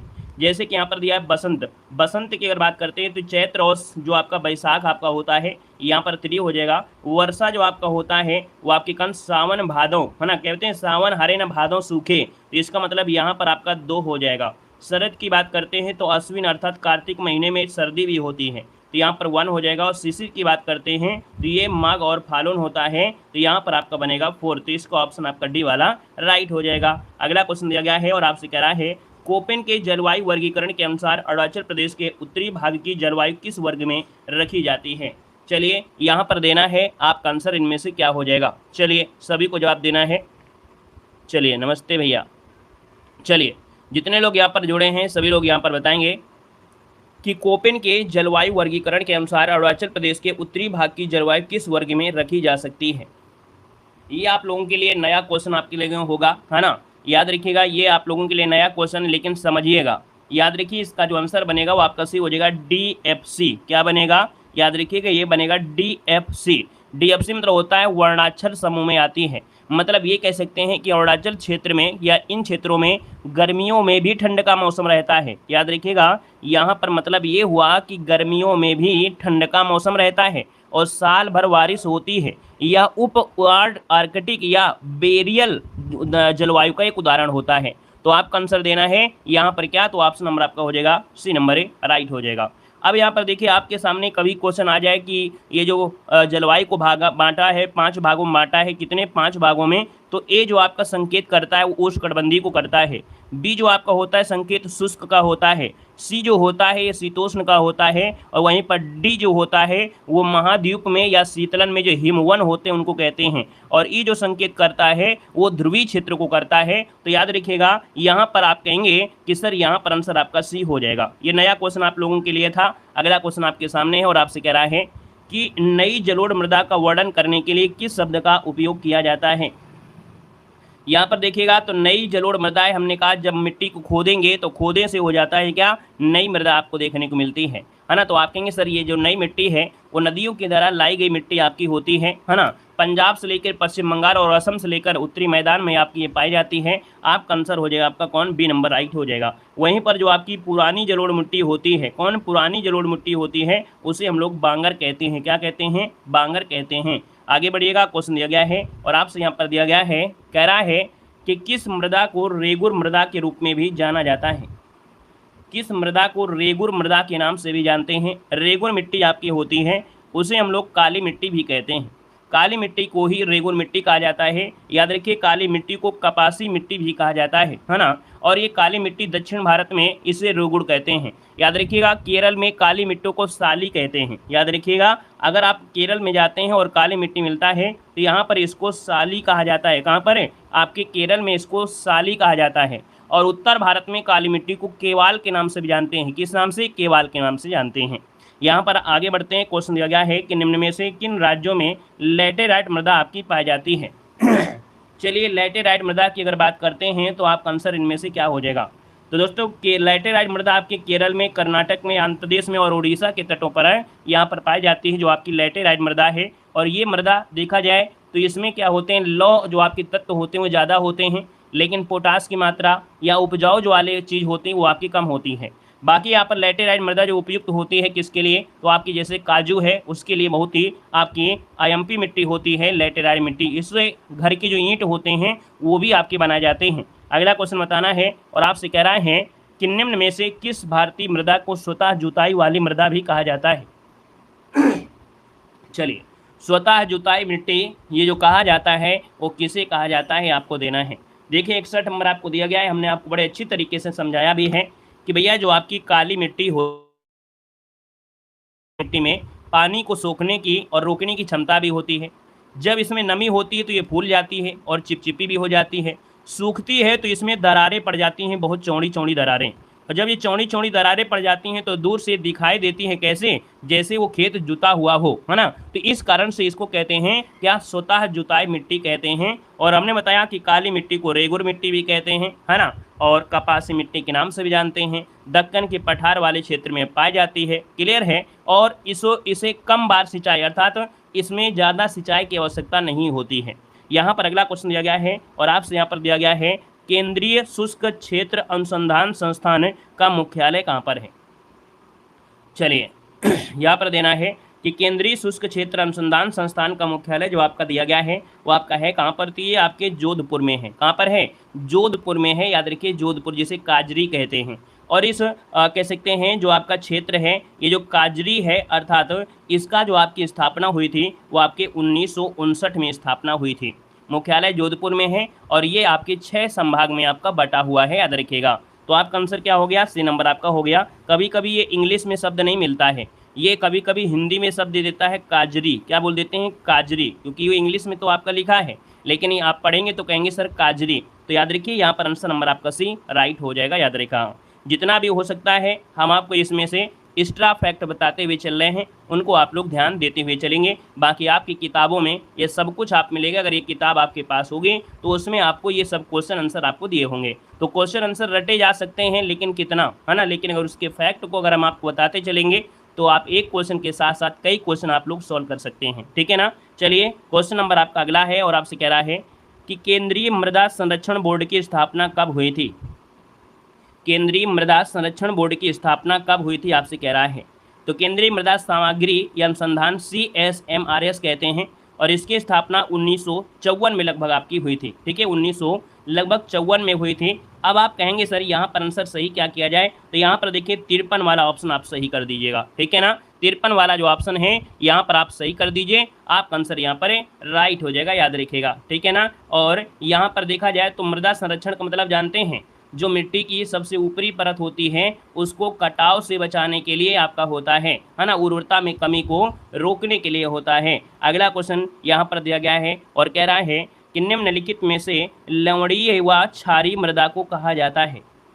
बताएगा लवणीय मृदा या जो क्षारीय मृदा होती है उसे क्या कहते हैं, यहाँ पर बताना है। तो दोस्तों लवणीय मृदा या क्षारीय मृदा को रेह भी कहते हैं, कल्लर भी कहते हैं, ऊसर भी कहते हैं, मतलब ऑप्शन आपका डी हो जाएगा। विभिन्न क्षेत्रों में अलग अलग नाम से जानी जाने वाली ये मृदा है जो कि रेह, कल्लर या ऊसर के नाम से जानी जाती है। आगे बढ़िएगा, क्वेश्चन दिया गया है कि हिमालय के ऊंचाई वाले क्षेत्रों में कौन सी मृदा पाई जाती है। बताना है कि हिमालय के ऊंचाई वाले क्षेत्रों में कौन सी मृदा आपकी पाई जाती है। यहाँ पर जो आपका आंसर है इनमें से वो राइट इनमें से क्या हो जाएगा। आप कहेंगे सर 65 नंबर दिया गया है, तो आप कहेंगे सर ये पर्वतीय मृदा होती है, क्या बोलते हैं इसे, भूरी पहाड़ी मृदा या उप पर्वतीय मृदा या पहाड़ी तृणभूमि मृदा या लाल दोमट मृदा के नाम से भी जाना जाता है। तो इसका जो आंसर आपका दिया गया है वो आपका बी हो जाएगा, पर्वतीय मृदा के नाम से जाना जाता है। अगला क्वेश्चन यहाँ पर दिया गया है और आपसे कह रहा है कौन सा असुमेलित युग्म है उसका आपको चयन करना है। यहाँ पर देखो स्थानांतरित खेती है जिसे झूम खेती कहते हैं, लेकिन अलग अलग क्षेत्रों में इसका नाम अलग अलग होता है। अब 66 नंबर में अगर हम बात करते हैं तो आपसे दिया गया है झारखंड में इसे कुरुआ कहते हैं। वहीं पर अगर आपसे पूछे मेघालय में स्थानांतरित खेती को क्या नाम दिया जाता है, तो मेघालय में दोस्तों याद रखिएगा इसको झूम कहते हैं, ना कि कुमारी कहते हैं। मेघालय में इसको कहते हैं झूम कहते हैं, झूम कहा जाता है, याद रखिएगा, ठीक है ना। और यहाँ पर मणिपुर में पामलू कहते हैं और आंध्र प्रदेश में पोडू कहते हैं। तो ऑप्शन क्या गलत हो गया, बी नंबर आपका गलत हो जाएगा। आगे बढ़िएगा, क्वेश्चन आपसे दिया गया है और आपसे कह रहा है देश का प्रथम कृषि विश्वविद्यालय कहाँ पर स्थित है। चलिए 67 का ऑप्शन देना है, देश का प्रथम कृषि विश्वविद्यालय है और ये जो आपका है वो पंतनगर में है। कहाँ पर है, तो आप कहेंगे सर भारत का पहला कृषि विश्वविद्यालय गोविंद बल्लभ अर्थात किया था, ठीक है ना, बाद में इसका नाम बदल दिया गया था। और अगला क्वेश्चन यहाँ पर दिया गया है और आपसे कह रहा है यहाँ पर क्वेश्चन कि कौन सी खरीफ की फसल नहीं है। खरीफ की फसल की अगर बात करते हैं तो आपकी जो जून जुलाई में बोई जाती हैं उनको हम लोग खरीफ की फसलें कहते हैं। अब यहाँ पर देखा जाए तो आप कहेंगे सर 68 नंबर में यहाँ पर कौन सा है, देखो आपकी मूंगफली बोई जाती है, मक्का बोया जाता है, चावल भी बोया जाता है, लेकिन जो आपकी सरसों है, सरसों आपकी रबी की फसल है जो सर्दियों के समय आपकी बोई जाती है, अक्टूबर नवंबर में बोई जाती है ना। तो आप कहेंगे सर इसका जो आंसर है यहाँ पर आपका सी हो जाएगा। अगला है निम्नलिखित में से कौन सी व्यापारिक फसल नहीं है, कौन सी व्यापारिक फसल नहीं है, आपको देना है जवाब। देखो व्यापारिक फसलें होती हैं जो हम लोग सिर्फ व्यापार के लिए ही उगाते हैं, है ना, यहाँ पर खाने के लिए उगाए नहीं जाती हैं, है ना। तो आप कहेंगे सर ये व्यापारिक फसलें जिन्हें किसानों के लाभ के लिए उगाया जाता है, और जैसे कि यहाँ पर आपका कपास है ना, कपास बड़े पैमाने पर वस्त्र उद्योग में काम आता है। यहाँ पर जैसे आपका चाय होता है ना, चाय भी व्यापार की दृष्टि से किया जाता है। जूट होता है तो जूट भी बड़े पैमाने पर उपयोगी वस्तुओं के निर्माण के लिए होता है ना। तो यहाँ पर कहेंगे जूट है, तंबाकू भी आपकी इसमें आप किया जाती है, यहाँ पर कपास भी आता है, लेकिन सोयाबीन जो आपका है ये इसमें आपका व्यापारिक फसल में नहीं आएगा, याद रखिएगा। आगे बढ़िएगा, क्वेश्चन आपसे दिया गया है और आपसे कह रहा है भारत का प्रथम पूर्ण जैविक खेती वाला राज्य इनमें से कौन सा है। वीडियो अच्छा लग रहा है, सीखने को मिल रहा है तो वीडियो को लाइक करते चलिएगा। जितने भी साथी यहाँ पर बाद में जुड़े हैं या पहले जुड़े हैं, है ना, सभी लोग यहाँ पर वीडियो को लाइक भी करिएगा, ठीक है, सपोर्ट पूरे तरीके से करिएगा। देखो यहाँ पर आपसे कह रहा है कि भारत का प्रथम पूर्ण जैविक खेती वाला राज्य कौन सा है। तो दोस्तों यहाँ पर देखा जाए तो आपका जो आंसर आ गया है वो लगभग सभी का जवाब सही है। ए नंबर है, याद रखिए ये है आपका सिक्किम है ना। याद रखिए सिक्किम दुनिया का पहला पूर्ण जैविक राज्य बना था, और ये कब 2016 में बना था, कब 2016 में बना था। याद रखिए जो सिक्किम है उसने 2003 में जो रासायनिक उर्वरक हैं और कीटनाशक हैं उनके आयात पर रोक लगा दिया था, है ना, कि हम अपने यहाँ पर देखा जाए राज्य में जो रासायनिक उर्वरक हैं उनको नहीं लाने देंगे, हम क्या करेंगे, आपकी जैविक खेती ही करेंगे, याद रखिएगा, ठीक है। और अगला क्वेश्चन आपसे दिया गया है और आपसे कह रहा है राष्ट्रीय कृषि विकास योजना को कब प्रारंभ किया गया था। राष्ट्रीय कृषि विकास योजना को कब प्रारंभ किया गया था, आपसे कह रहा है। तो दोस्तों ये 2006-07 के समय यहाँ पर आपका शुरुआत किया गया था। इसका जो आंसर आपका दिया गया है वो कौन सा हो जाएगा, सी नंबर है, राइट हो जाएगा। बाकी कहीं कहीं आपको 7 और 8 के समय भी मिल सकता है, याद रखिएगा। यहाँ पर आगे बढ़ते हैं, क्वेश्चन आपसे दिया गया है और आपसे कह रहा है कि चावल उत्पादन में भारत का विश्व में कौन से स्थान है। चावल उत्पादन में भारत का विश्व में स्थान बताना है। यहाँ पर देखा जाए तो आप कहेंगे सर चावल उत्पादन में विश्व में आपका द्वितीय स्थान है ना, दुनिया में दूसरा स्थान है। और आप कहेंगे सबसे ज़्यादा चावल कहाँ होता है, सबसे ज़्यादा चावल उत्पादन कहाँ होता है, चीन में होता है। कहाँ होता है, आपकी चीन में होता है, याद रखिएगा। वहीं पर अगर आपसे पूछे कि भारत में चावल उत्पादन में सबसे पहला आपका कौन सा है, तो आपका पश्चिम बंगाल सबसे आपका आगे है। लेकिन अगर आपसे पूछे भारत दुनिया का सबसे बड़ा चावल का निर्यातक देश है, याद रखिएगा, उत्पादन में तो सेकंड है लेकिन बेचने में कमी नहीं रखता है। बेचने में फर्स्ट नंबर आपका दिया गया, विश्व में सबसे ज़्यादा चावल बेचने का रिकॉर्ड याद रखिए भारत के ही पास है। अगर बेचने की बात है, निर्यात की बात आती है तो चावल के निर्यात के मामले में जो आपका भारत है वो नंबर 1 के। उत्पादन के मामले में देखा जाए तो चीन आपका क्या है, आपके नंबर 1 में है। समझ में आ गया होगा, ठीक है। अगला क्वेश्चन दिया गया है कि कौन सा असुमेलित युग्म का है, उसे चयन करना है। चलिए यहाँ पर देना है आपका आंसर, यहाँ पर क्या है, देखिए 73 नंबर में। तो हमने कहा सर यहाँ पर देखा जाए 73 नंबर में काफ़ी लोगों के जवाब यहाँ पर आ रहे हैं। लाल क्रांति का संबंध है टमाटर उत्पादन से, जो कि सही है। गोल्ड क्रांति का संबंध आलू उत्पादन से है। अब आपको ये बताना है कि भैया अमृत क्रांति का संबंध किससे है। चलिए अमृत क्रांति बताइएगा। अमृत क्रांति का संबंध कपास से नहीं है, किससे है बता सकते हैं तो जल्दी से बताइएगा। ये 2002 में आपकी शुरू की गई थी, और जो आपकी नदी जोड़ना है ना, नदियों को जोड़ने की, जो नदियों को जोड़ने से संबंधित है आपका अमृत क्रांति, याद रखिएगा, ठीक है ना। जैसे उत्तर प्रदेश के नदियों को दक्षिण भारत की नदियों से जोड़ने की बात की गई थी, तो आप कहेंगे नदी जोड़ो परियोजना, ये अमृत क्रांति आपका है। वहीं पर गुलाबी क्रांति आपकी झींगा मछली है, तो आप कहेंगे ऑप्शन नंबर आपका सी वाला सही नहीं है। अगला क्वेश्चन यहाँ पर दिया गया है, भारत में हरित क्रांति के जनक आपके कौन हैं। तो भारत में हरित क्रांति के जनक आपसे पूछा गया है, और यहाँ पर देखा जाए तो आपका आंसर क्या हो जाएगा, MS स्वामीनाथन। MS स्वामीनाथन 2023 में इनका निधन भी हो चुका है। और अगर विश्व में पूछा जाए तो आपके डॉक्टर नॉर्मन बोरलाग हो जाएंगे। आगे बढ़िएगा, क्वेश्चन आपसे दिया गया है और आपसे यहाँ पर देखो दिया गया है कि अरेबिका, रोबस्टा, लिबेरिका किस फसल की किस्में हैं। ये जो आपकी किस्में हैं वो आपकी कॉफ़ी की प्रजातियां हैं। किसकी हैं, ये कॉफ़ी की प्रजातियां हैं, है ना। याद रखिएगा कि जैसे अमेरिका है तो अमेरिका की सबसे ज़्यादा उगाई जाने वाली किस्म आपकी है अरेबिका, ठीक है। ये जो आपकी सबसे ज़्यादा अमेरिका में, USA में आपकी क्या की जाती है, आपकी USA में क्या की जाती है, उगाई जाती है। और जैसे आपका है रोबस्टा, रोबस्टा जैसे आपकी है ये कॉफ़ी कैनोफेरा की आम प्रजाति आपकी है, और यहाँ पर देखा जाए तो ये भी यहाँ पर आपकी उगाई जाती है, जो पश्चिमी सहारा आपकी अफ्रीका है।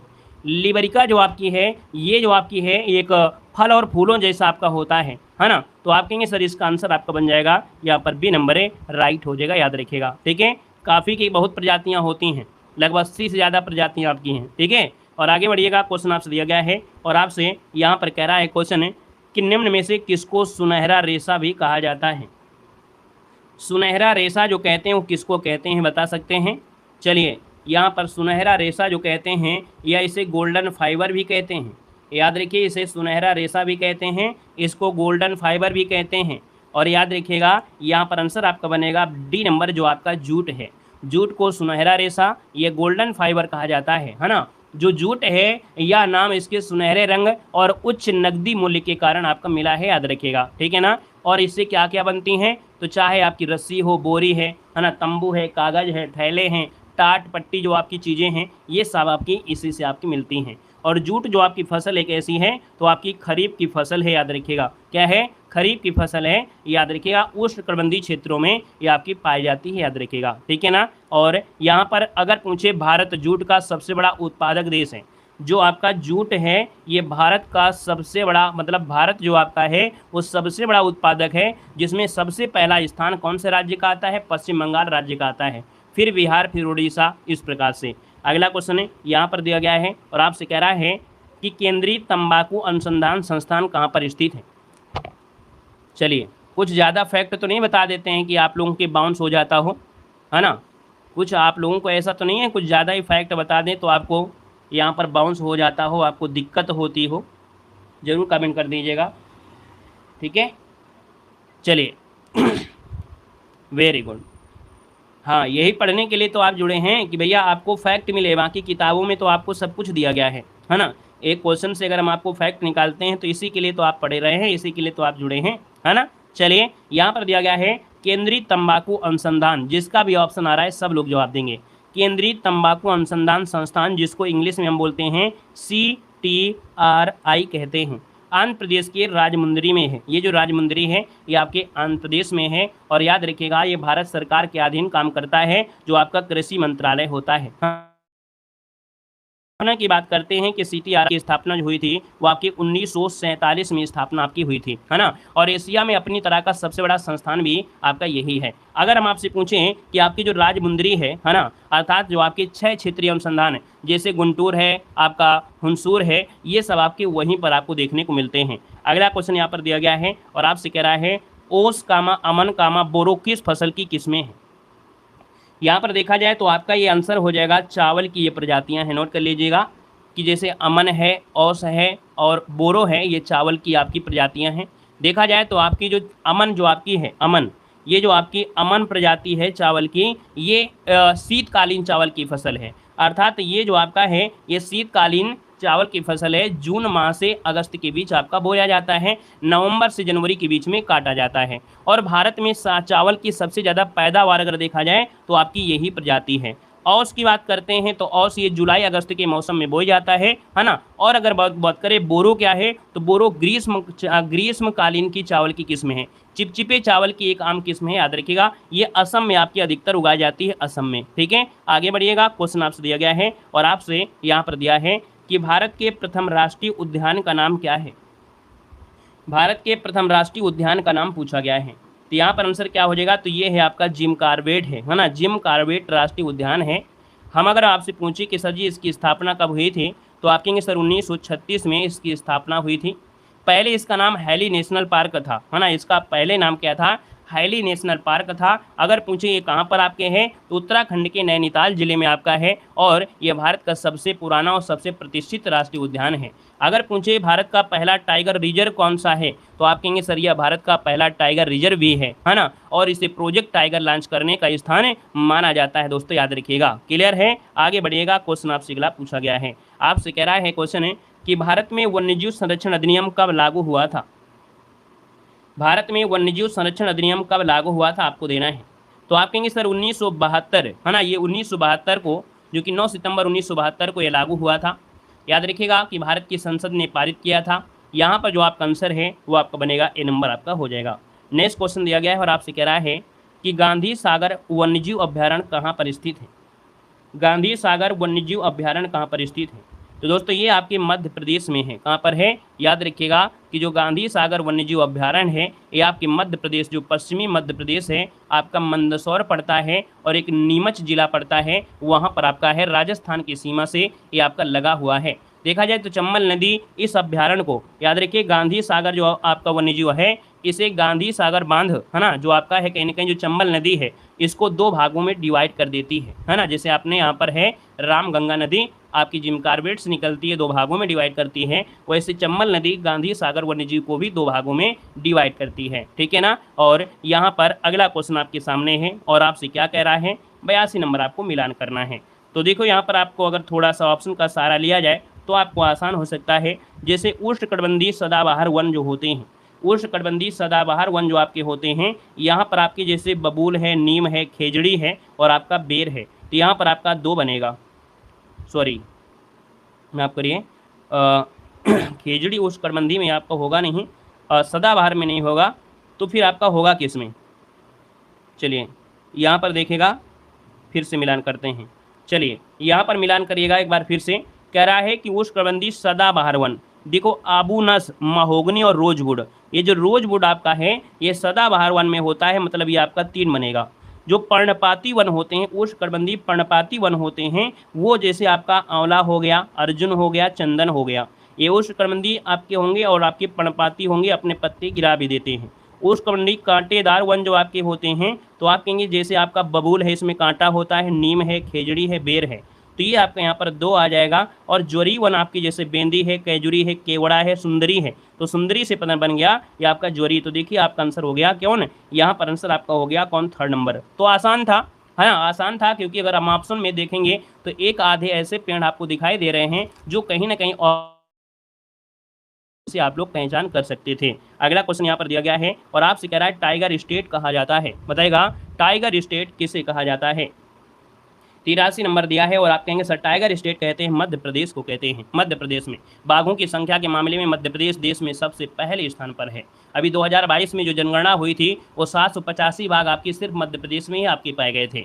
याद रखिएगा मध्य प्रदेश में बाघों की संख्या बढ़ने की वजह है ना, इसी वजह से टाइगर स्टेट कहा जाता है, याद रखिएगा। आगे बढ़िएगा, क्वेश्चन आपसे अगला पूछा गया है, कह रहा है कि राष्ट्रीय वन नीति के अनुसार पर्यावरण की दृष्टि से देश के कम से कम कितने प्रतिशत क्षेत्र पर वनों का अनावरण आवश्यक होता है। 84 की अगर बात करते हैं तो 33%, कितना 33% भूभाग पर अगर वन है तो आप कहेंगे सर यहाँ पर जो परिस्थितिकी है, वातावरण, इसका संतुलन क्या होगा, वो आपका बना रहेगा, ऑप्शन आपका सी बनेगा। अगला क्वेश्चन कहाँ पर है, तो आप कहेंगे सर क्वेश्चन है भारत के किस राज्य में सबसे अधिक वन क्षेत्र हैं। सबसे ज़्यादा अधिक वन क्षेत्र जो आपको मिलेंगे वो आपकी किस में मिलेंगे, तो आप कहेंगे सर ये आपके मध्य प्रदेश में है। कहाँ पर है, आपका मध्य प्रदेश, जिसको ऑप्शन है यहाँ पर जवाब बिल्कुल सही हो जाएगा, याद रखिएगा, है ना, क्लियर है। और अगर पूछे कि अरुणाचल प्रदेश में, है ना, वहाँ भी कुछ आपके हैं। चलिए अगला क्वेश्चन यहाँ पर दिया गया है और आपसे कह रहा है कि भारत के किस राज्य में वनों का सर्वाधिक प्रतिशत है। अब यहाँ पर देखो आपसे प्रतिशत लगा दिया है और प्रतिशत लगा दिया है तो आपका मिजोरम हो जाएगा। प्रतिशत लगा दिया तो मिजोरम सबसे ज़्यादा वन समृद्ध राज्य है, याद रखिएगा। लगभग 85% यहाँ की जो भूमि है वो आपका इसी से घिरा हुआ है, ठीक है, प्रतिशत के हिसाब में। अगला क्वेश्चन आपसे कह रहा है, क्वेश्चन है कि देश के उन भागों में जहाँ वार्षिक औसत वर्षा 200 सेंटीमीटर से अधिक तथा वार्षिक औसत तापमान 22 डिग्री सेंटीग्रेड अधिक रहता है, वहाँ की किस प्रकार की वनस्पति पाई जाती है। टेम्परेचर देखिए 22 डिग्री सेंटीग्रेड से अधिक रहे और 200 सेंटीमीटर लगभग आपकी बारिश होती है, ऐसा जो आपका क्षेत्र होगा उसे कहा जाएगा सदाबहार वन। अर्थात वहाँ के जो आपके पेड़ पौधे होंगे वो सदाबहार, उष्णकटिबंधीय सदाबहार वन आपके होते हैं। देखा जाए तो यहाँ पर जो आपके शीशम है, आबूनास है, महोगनी जैसे लकड़ी आपकी पाई जाती है, याद रखिएगा। भूमध्य रेखा के आसपास उष्णकटिबंधीय क्षेत्र में मिलते हैं। अगला क्वेश्चन यहाँ पर दिया गया है और आपसे कह रहा है कि 50 सेंटीमीटर से कम औसत वार्षिक वर्षा वाले क्षेत्रों में सामान्यतः किस प्रकार के वन पाए जाते हैं। भाई जहाँ पर 50 सेंटीमीटर से कम वर्षा होगी, है ना, तो वहाँ पर देखिए मरुस्थलीय वन होंगे। जैसे राजस्थान में क्या होते हैं, कांटेदार आपके होते हैं, है ना, कांटेदार आपके वन मिलेंगे, जैसे बबूल है, बेर है, खजूर है, नीम है, खेजड़ी है, पलाश है, यही सब आपको यहीं से आपको क्या होते हैं, आपको मिलते हैं, याद रखिएगा। ठीक है, आगे बढ़िएगा। क्वेश्चन आपसे अगला पूछा गया है कि भारत में मैंग्रोव वनस्पति, क्या दिया है, भारत में मैंग्रोव वनस्पति का सर्वाधिक विस्तार किस राज्य में है। यहाँ पर देखा जाए तो मैंग्रोव वनस्पति आपको पश्चिम बंगाल में मिलेगा। कहाँ मिलेगा, पश्चिम बंगाल सबसे ज़्यादा विस्तार है, लगभग 42% है ना, 42.4% ये आपका क्षेत्र पश्चिम बंगाल में मैंग्रोव वन ही आपको मिलेगा। ठीक है ना। और यहाँ पर देखा जाए तो मैंग्रोव वनों को सुंदर वन के नाम से भी जानते हैं। सबसे बड़ा जो सुंदर वन, दुनिया का सबसे बड़ा एक मैंग्रोव वन भी आपका है, यही आपका है। सुंदर वन पाए जाने के कारण इनको सुंदरी वृक्ष के नाम से भी जानते हैं। और अगला क्वेश्चन यहाँ पर दिया गया है और आपसे कह रहा है, क्वेश्चन क्या कह रहा है कि गंगा ब्रह्मपुत्र डेल्टा क्षेत्र का वन किस नाम से जाना जाता है। यहाँ पर देख सकते हैं, आपका आंसर हो जाएगा सुंदर वन के नाम से। किस नाम से, सुंदर वन। अभी बताया कि गंगा ब्रह्मपुत्र डेल्टा है तो वहाँ पर कैसे वन होंगे, सुंदर वन आपके होंगे, डेल्टा वाले वन होंगे, मैंग्रोव वन होंगे, है ना। सुंदरी के जो पेड़ होते हैं टिकाऊ होते हैं, मजबूत होते हैं, है ना। तो ये आपका आंसर हो जाएगा बी नंबर है। अगला क्वेश्चन आपसे दिया गया है और आपसे कह रहा है कि गौतम बुद्ध वन्य जीव अभ्यारण्य किस राज्य में स्थित है।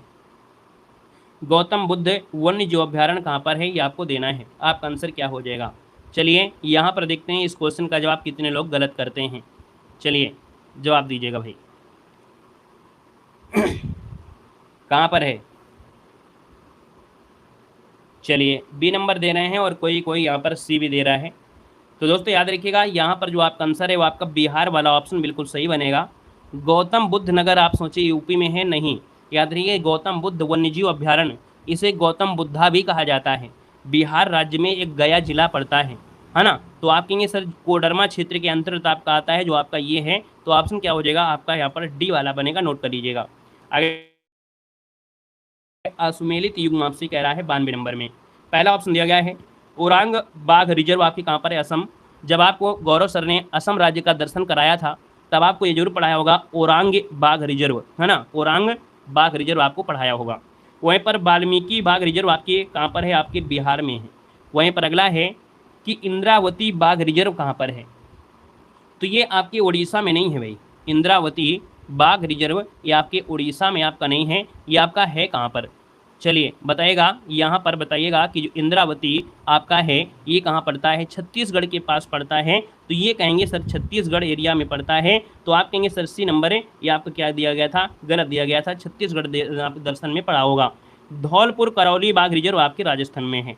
अगला क्वेश्चन यहाँ पर दिया गया है, कह रहा है लौह अयस्क खनन क्षेत्र और राज्य में कौन सा एक सही सुमेलित नहीं है। 93 में से पहला ऑप्शन देखिएगा। आपसे कह रहा है बैला डीला कहाँ पड़ता है। ये जो बैला डीला आपकी खाने हैं, है ना, बैला डीला जो आपकी हैं, ये आपका झारखंड क्या सही दिया गया है, चलिए बताइएगा। बैला डीला की जो खान है ये क्या सही दिया गया है, चलिए झारखंड नहीं है, छत्तीसगढ़ में है। छत्तीसगढ़ का जो एक जिला पड़ता है दंतेवाड़ा जिला, है ना, किंदुर शहर के पास है। तो आप कहेंगे सर ऑप्शन नंबर आपका ए वाला ही आपका गलत हो गया है। वहीं पर केंद्रमुख आपकी कर्नाटक में है, गुरु महिसानी आपकी उड़ीसा में है, नोवामड़ी आपकी कहाँ पर है, झारखंड में है। तो ऑप्शन आपका ए नंबर गलत हो गया, ये आपके कहाँ पर है, बैलाडीला आपके छत्तीसगढ़ में है। अगला क्वेश्चन यहाँ पर दिया गया है और आपसे कह रहा है कि छोटा नागपुर के पठार में निम्नलिखित में से कौन सा खनिज नहीं पाया जाता है।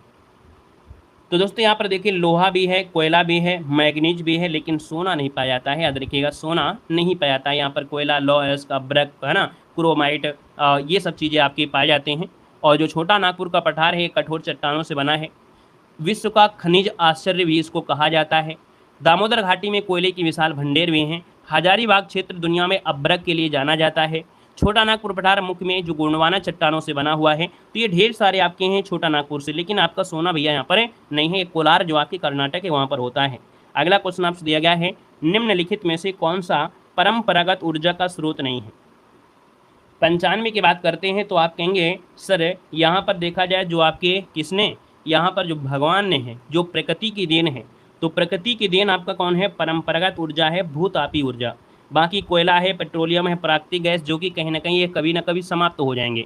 लेकिन ये जो परंपरागत ऊर्जा होते हैं जैसे भूतापी है, सौर ऊर्जा है, ये कभी समाप्त ना होने वाली चीज़ें हैं, याद रखिएगा, है ना। इनको नवी ऊर्जा भी कहते हैं। तो आपका आंसर हो गया कौन, ए नंबर राइट हो जाएगा। अगला क्वेश्चन आपके सामने है और आपसे कह रहा है कि अभ्रक उत्पादन केंद्र कोडरमा किस राज्य में है। देखो अभी हमने कोडरमा का नाम लिया था, है ना। कोडरमा जो आपका है वो आपके झारखंड में है। कोडरमा जो झारखंड के हजारीबाग जिला है वहाँ पर आपका है। और ये जो कोडरमा है इसको भारत की अभ्रक राजधानी या अभ्रक नगरी के नाम से जानते हैं। दुनिया में अभ्रक उत्पादन के लिए ये आपका क्षेत्र जाना जाता है, याद रखिएगा। ठीक है, नागपुर पठार में आपका है। अगला क्वेश्चन यहाँ पर दिया है, सूची फर्स्ट को सूची सेकंड से क्या करना है, आपको सुमेलित करना है। और आपको जब सुमेलित करेंगे तो यहाँ पर कौन कौन सा पार्क है और कौन सा स्थान है, तो आपके ऑप्शन के अनुसार थोड़ा सहारा लेकर बताइएगा 97 नंबर में से। देखिए, भाडला जो सोलर पार्क है, भाडला सोलर पार्क जो आपका है वो आपके राजस्थान में है। कहाँ पर है, राजस्थान में। 4 हो जाएगा। पावागढ़, और गढ़ दिया गया है, और जब गढ़ दिया गया है तो आप कहेंगे सर ये आपके कहाँ पर है, गुजरात में है। पावागढ़ सोलर पार्क आपकी गुजरात में है। धोलेरा सोलर पार्क कहाँ पर है, तो आपकी ये कहाँ पड़ता है, कर्नाटक में पड़ता है। 3 हो जाएगा। कुड़प्पा सोलर पार्क कहाँ पड़ता है, तो आंध्र प्रदेश में पड़ता है, यहाँ पर 2 हो जाएगा। ऑप्शन नंबर आपका कौन सा बनेगा, यहाँ पर आपका आंसर बनेगा कौन, तो आपका डी नंबर है, यहाँ पर राइट हो जाएगा, याद रखिएगा। ठीक है ना, हमें लग नहीं रहा है कुछ सही है। कौन सा है, दूसरे में निशान आ गया क्या, 4-1 नहीं, कुछ गड़बड़ हो गया भाई, कुछ तो गड़बड़ हुआ है। एक बार फिर से मिलान करते हैं। देखो, भाडला सोलर पार्क आपके राजस्थान में है। फिर पावगढ़ सोलर पार्क आपके, पावगढ़ सोलर पार्क ये कहाँ पर है, ये आपके कर्नाटक में है। फिर धोलेरा सोलर है, ये आपके गुजरात में है। कुड़प्पा सोलर पार्क आपके आंध्र प्रदेश में है। कौन सा मिल रहा है, सी वाला मिल रहा है। 97 का ऑप्शन जो आपका सी वाला है ये राइट हो जाएगा। स्क्रीनशॉट ले लीजिएगा, ऑप्शन आपको सी लगाना है। अगला क्वेश्चन यहाँ पर दिया गया है और आपसे यहाँ पर दिया गया है क्वेश्चन, क्या कह रहा है, निम्न में से देश की महत्वपूर्ण सोने की खदान कौन सी नहीं है। 98 की बात करते हैं तो देखो, कोलार की खान सोने की है, यहाँ पर हट्टी भी आपकी सोने की है, रामगिरी भी आपकी सोने की है। लेकिन यहाँ पर देखा जाए जो आपसे दिया गया है कि काला हांडी किसके लिए जाना जाता है, ये सोने के लिए नहीं जाना जाता है। काला हांडी जो आपका है ये आपका नहीं जाना जाता, ये रत्नों के लिए जाना जाता है। प्राचीन काल में जो रत्न होते थे वो आपके यहीं से देखने को मिलते थे। तो आप कहेंगे सर इसका जो आंसर है वो आपका कौन है, यहाँ पर डी आपका हो जाएगा। और यहाँ पर धान की धान का जो खेती का केंद्र भी मानते हैं, एशिया में कहा जाता है कालाहांडी जिले में धान की खेती का केंद्र माना गया है। तो आप कहेंगे सर ये आपका आंसर क्या हो गया, डी नंबर गलत हो गया है। अगला क्वेश्चन यहाँ पर दिया गया है, प्रसिद्ध जादूगोंडा खान किस खनिज क्षेत्र के लिए प्रसिद्ध है। 99 दिया गया और 99 की बात करते हैं तो ऑप्शन क्या बनेगा, तो यहाँ पर देखिए यूरेनियम के लिए जाना जाता है। यूरेनियम के लिए ये जो जादूगोंडा खान है, झारखंड के जो सिंहभूमि जिला है ना, वहाँ पर एक गांव है जादूगोंडा, है ना, वो उसके लिए आपका है। भारत की पहली यूरेनियम खान आपकी यही है। 1967 में इसकी शुरुआत क्या की गई थी, याद रखिएगा, की गई थी। ठीक है, देश की सबसे गहरी भूमिगत खदान पूछे तो जादूगोंडा ही आपको बताना है। अगला क्वेश्चन यहाँ पर दिया गया है और आपसे कह रहा है, पलामू व लोहारदगा किस खनिज क्षेत्र के लिए प्रसिद्ध हैं। यहाँ पर 100 की बात करते हैं तो ये बॉक्साइट के लिए जाना जाता है। ठीक है, जो पलामू है ये आपकी जैसे ग्रेफाइट हो गया, है ना, बॉक्साइट हो गया, इनके लिए आपका प्रसिद्ध है। बाकी देखा जाए तो आपके कोयला भी है, चूना पत्थर भी है, डोलोमाइट भी है, ये भी आपको यहाँ पर पाए जाते हैं झारखंड क्षेत्र में। यहाँ पर अगला क्वेश्चन आपसे दिया गया है और आपसे कह रहा है कि निम्न में से किस राज्य में जिप्सम का सर्वाधिक उत्पादन होता है। निम्न में से किस राज्य में जिप्सम का सर्वाधिक उत्पादन होता है। तो जिप्सम का उत्पादन आपके राजस्थान में होता है। कहाँ पर, राजस्थान में होता है। लगभग भारत में राजस्थान में जिप्सम के भंडार 97% से ज़्यादा आपका हिस्सा आपके राजस्थान में है। याद रखिए, बीकानेर जिले में सबसे ज़्यादा जिप्सम पाया जाता है। अगला क्वेश्चन यहाँ पर दिया गया है और आपसे कह रहा है कि भारत के किस राज्य में विश्व का सबसे बड़ा थोरियम का भंडार है। तो ये आपके थोरियम कहाँ पर है, भंडार आपके केरल में है। कहाँ पर है, केरल में है। याद रखिएगा, केरल और उड़ीसा को मिला दिया जाए तो थोरियम का 70% से ज़्यादा भंडार इन्हीं दो आपके राज्यों में है। याद रखिएगा, थोरियम मुख्य रूप से केरल के समुद्री तटी पे जो रेत है वहाँ पर पाया जाता है। ये रेडियो एक्टिव तत्व पदार्थ है, जो थोरियम है वो रेडियो एक्टिव तत्व पदार्थ है। कहा जाता है जो सुनामी आई थी तो सुनामी ने भारत में बहुत कहर बरपाया, धन जन की हानि हुई। लेकिन सुनामी आने से एक फ़ायदा हुआ कि जितने भी तटीय क्षेत्र हैं वहाँ पर थोरियम के भंडार एकत्रित हो गए या थोरियम के भंडार आपके पाए गए। तो कहने के समुद्र से ये फ़ायदा हुआ, जो आपके सुनामी आए थे उससे फ़ायदा यह हुआ कि थोरियम के भंडार आपको देखने को मिले। तो कहीं ना कहीं थोरियम आपके लिए जो आपका जो आया था, है ना, वो आप लोगों के लिए फ़ायदा हो गया। बाकी हानि तो होती है चाहे कुछ भी हो। तो आप आंसर से हो गया। नेक्स्ट क्वेश्चन आपसे कह रहा है, दिया गया है कि टंगस्टन उत्पादन के लिए प्रसिद्ध डेगाना व वाल्दा किस राज्य में स्थित है। ये जो आपके हैं राजस्थान में है, डेगाना और वालदा जो आपके हैं वो राजस्थान के नागौर जिले में है। कहाँ पर है? नागौर जिले में है, याद रखिएगा। अगला क्वेश्चन यहाँ पर दिया गया है और आपसे यहाँ पर दिया है निम्नलिखित में से सूची फर्स्ट को सूची सेकंड से यहाँ पर सुमेलित करना है। सुमेलित कर लीजिए भैया, थोड़ा सा इसको चारों ऑप्शन देखकर चलिए।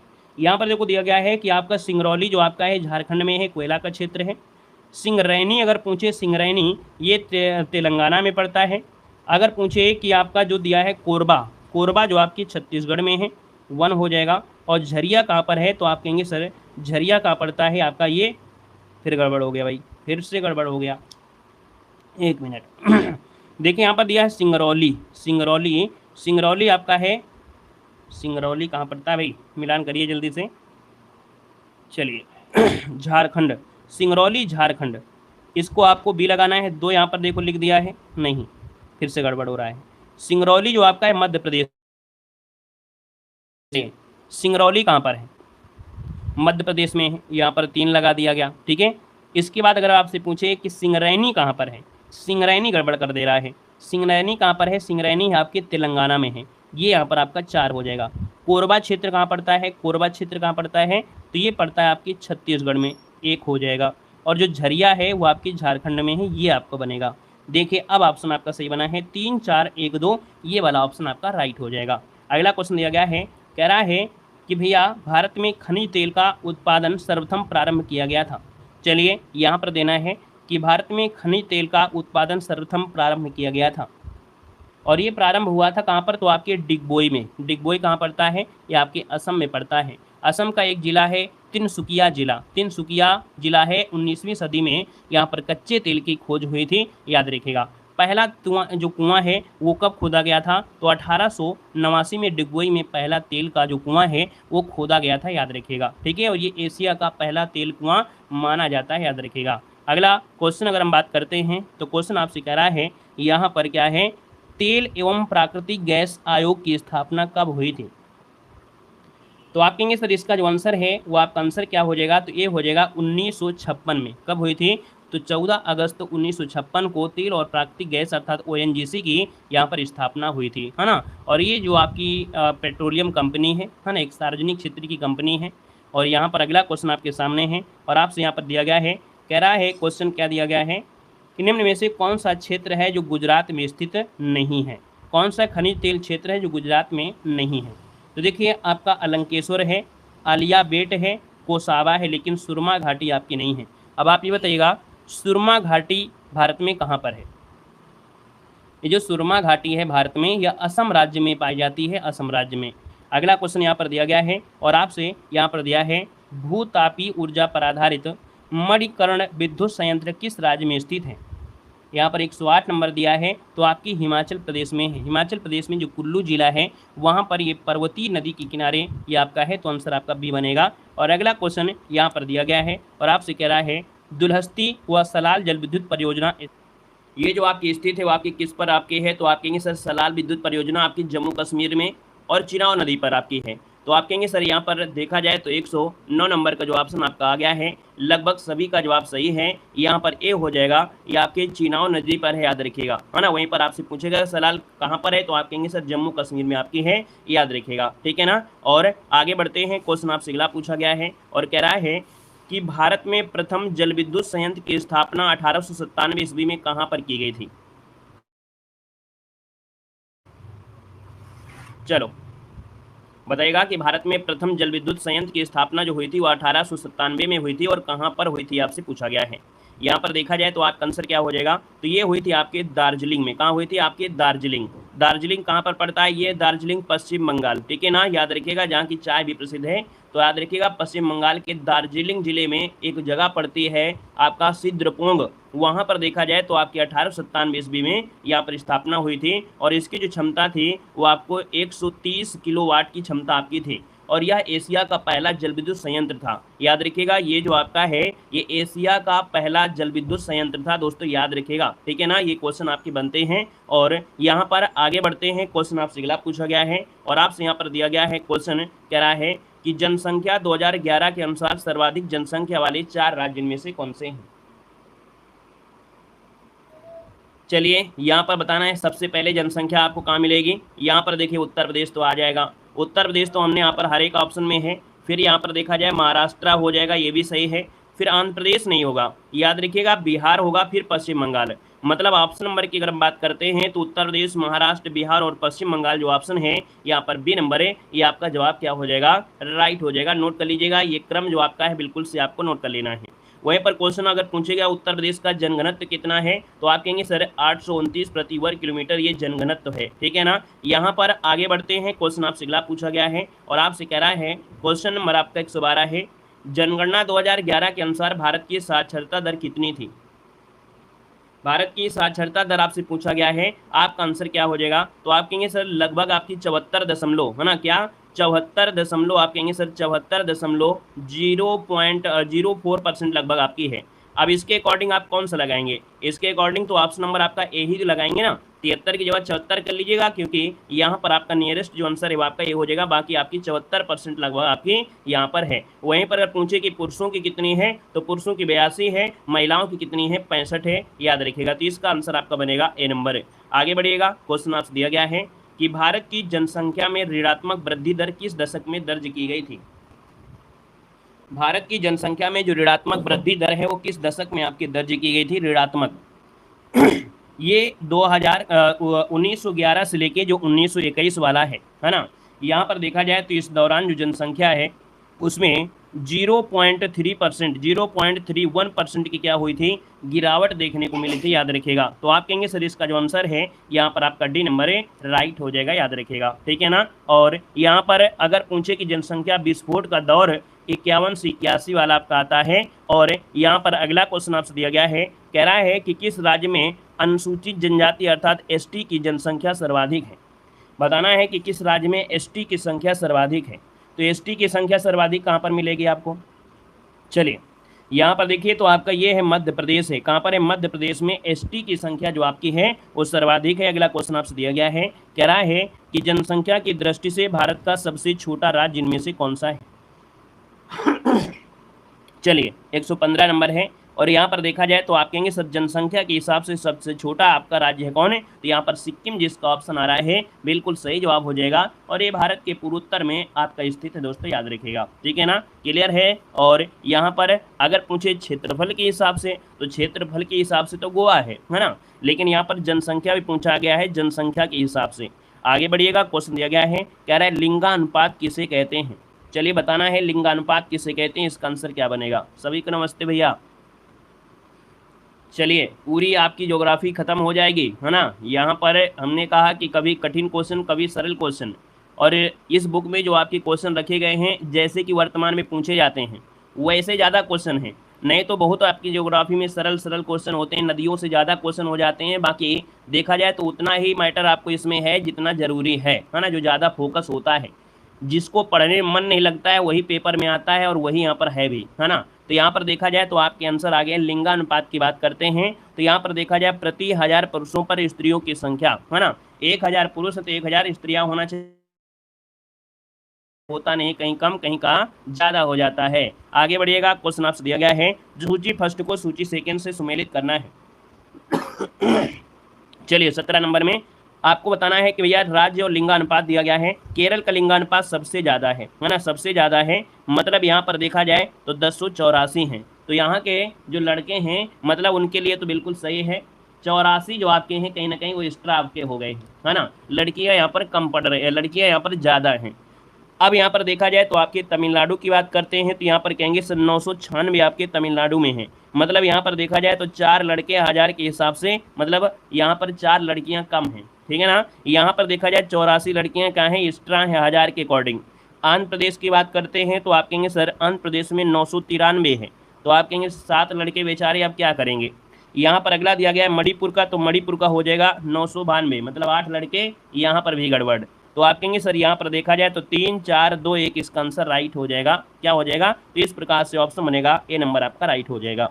आगे बढ़िएगा, क्वेश्चन आपसे दिया गया है कि 2011 की जनगणना के अनुसार भारत में औसत जनघनत्व कितना है, जो कि प्रति वर्ग किलोमीटर में। जनघनत्व मतलब जो लोग रहते हैं वो कितने में रहते हैं, तो आप कहेंगे सर इसका आंसर डी बनेगा, 382 प्रति वर्ग किलोमीटर निवास करते हैं। ऑप्शन नंबर आपका डी राइट हो जाएगा। नेक्स्ट क्वेश्चन दिया गया है, कह रहा है कि ब्रिटिश भारत की प्रथम जनगणना के समय वायसराय कौन थे।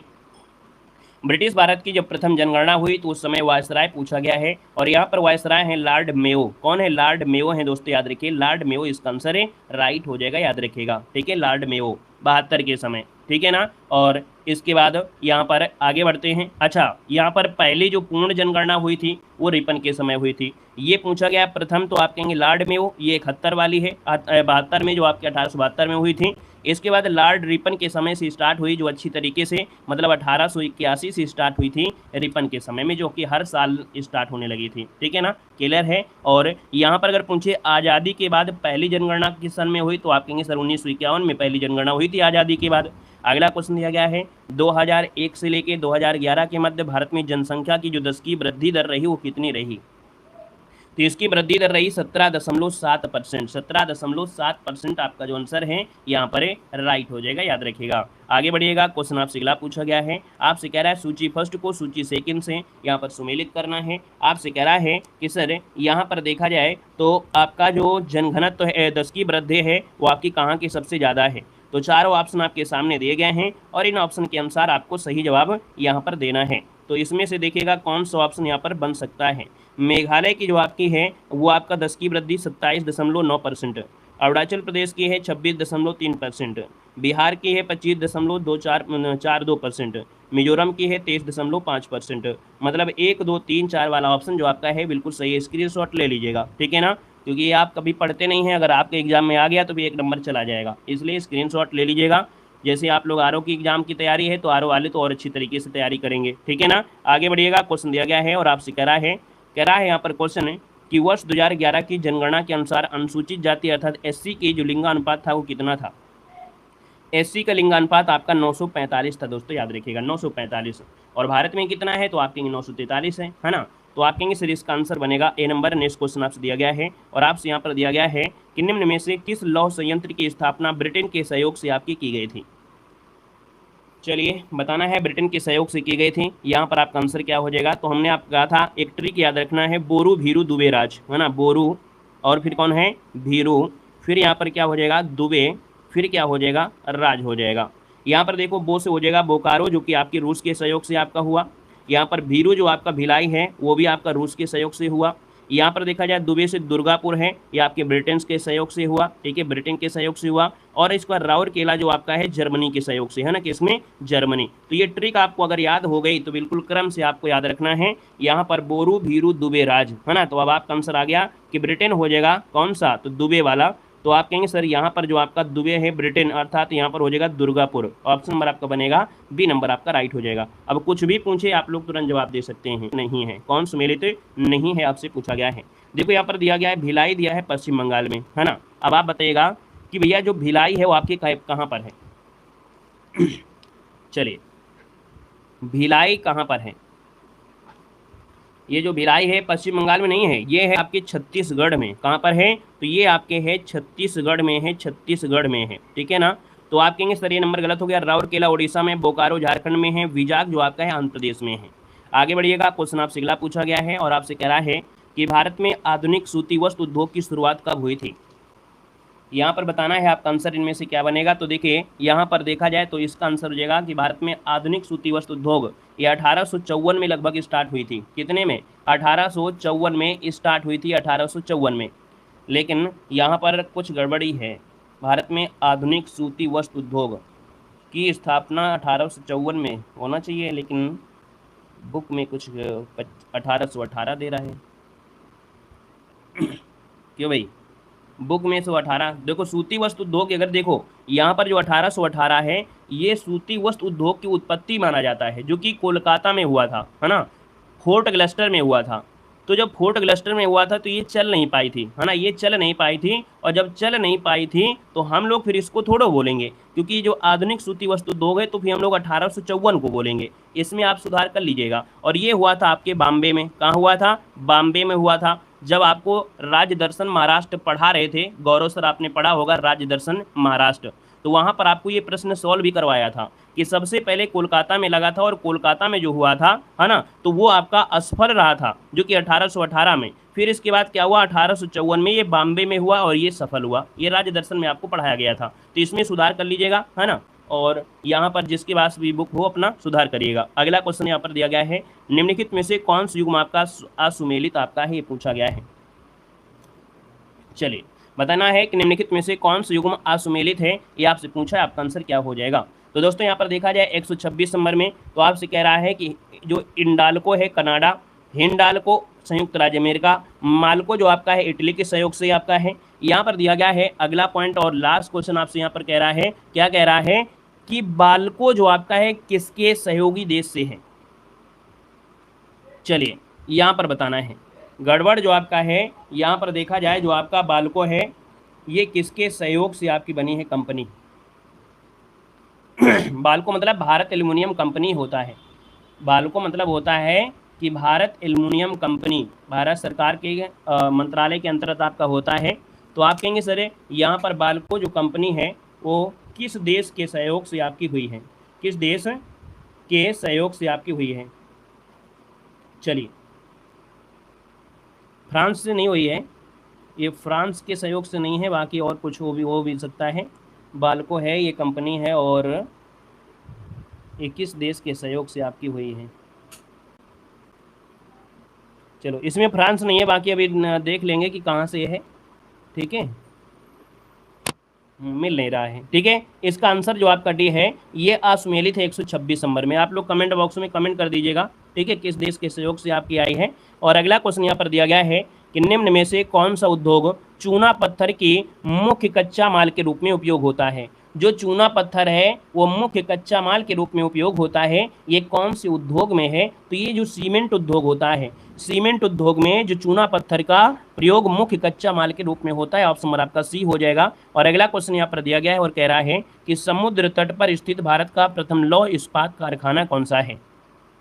यहाँ पर 128 नंबर दिया है, तो आप कहेंगे यहाँ पर लौह संयंत्र आपका है विजाग लौह इस्पात संयंत्र है। 128 नंबर का जो ऑप्शन है यहाँ पर बी हो जाएगा। जो समुद्र तट पर स्थित भारत का प्रथम लौह संयंत्र है वो आपका विजाग लौह संयंत्र है। आप कहेंगे सर इसका जो आंसर है यहाँ पर क्या हो जाएगा, बी नंबर है, राइट हो जाएगा, बी नंबर आपका बन जाएगा, याद रखिएगा। आगे बढ़िएगा, क्वेश्चन दिया गया है, कह रहा है कि नेशनल एल्युमिनियम कंपनी किस राज्य में स्थित है। चलिए यहाँ पर देना है, आपसे कह रहा है नेशनल एल्युमिनियम कंपनी किस राज्य में।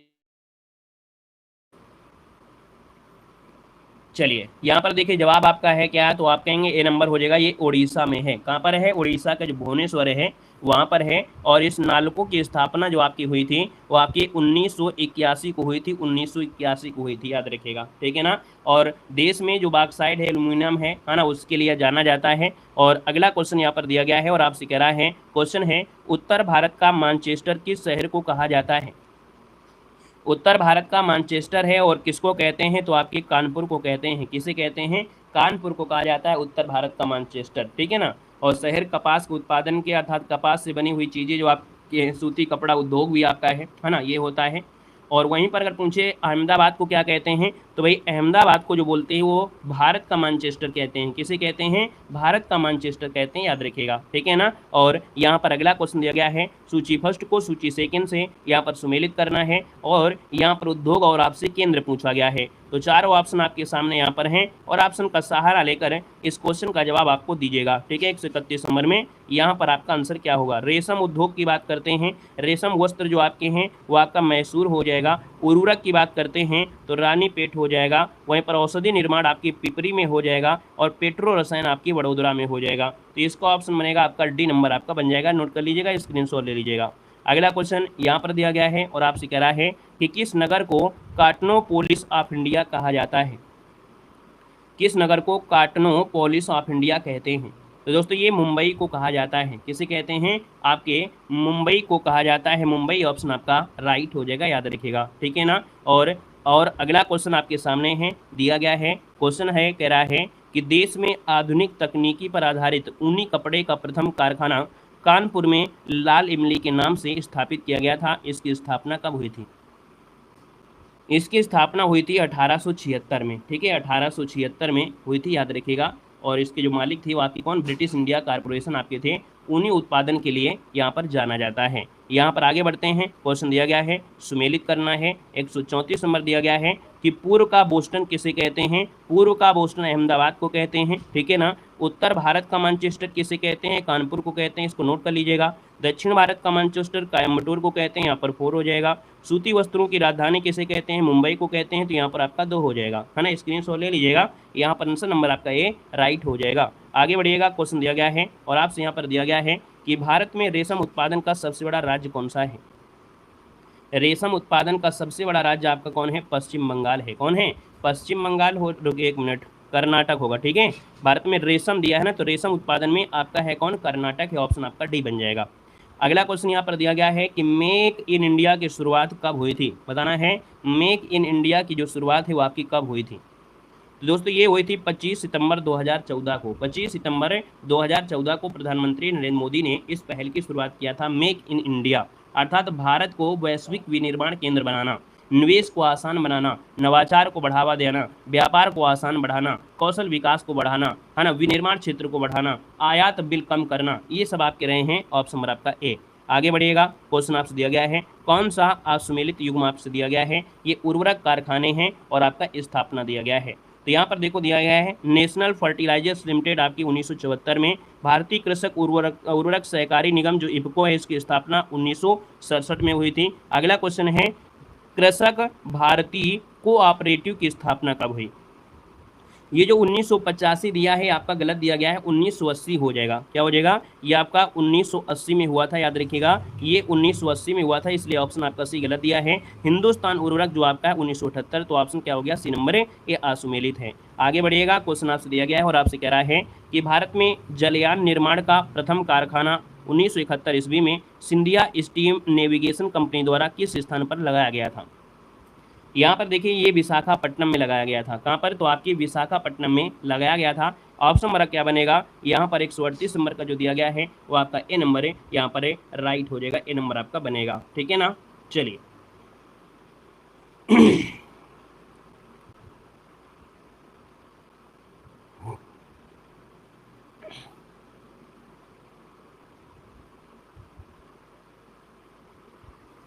(1941) है और स्टीम नेविगेशन, हाँ देखिए ये 1941 वाला विशाखापट्टनम में है और एक आया था 1953, है ना। 1953 जो आया था ये आया था बम्बई वाला, ठीक है। तो अगर 1953 वाला होता है तो मुंबई होता है, 1941 वाला है आपका विशाखापट्टनम।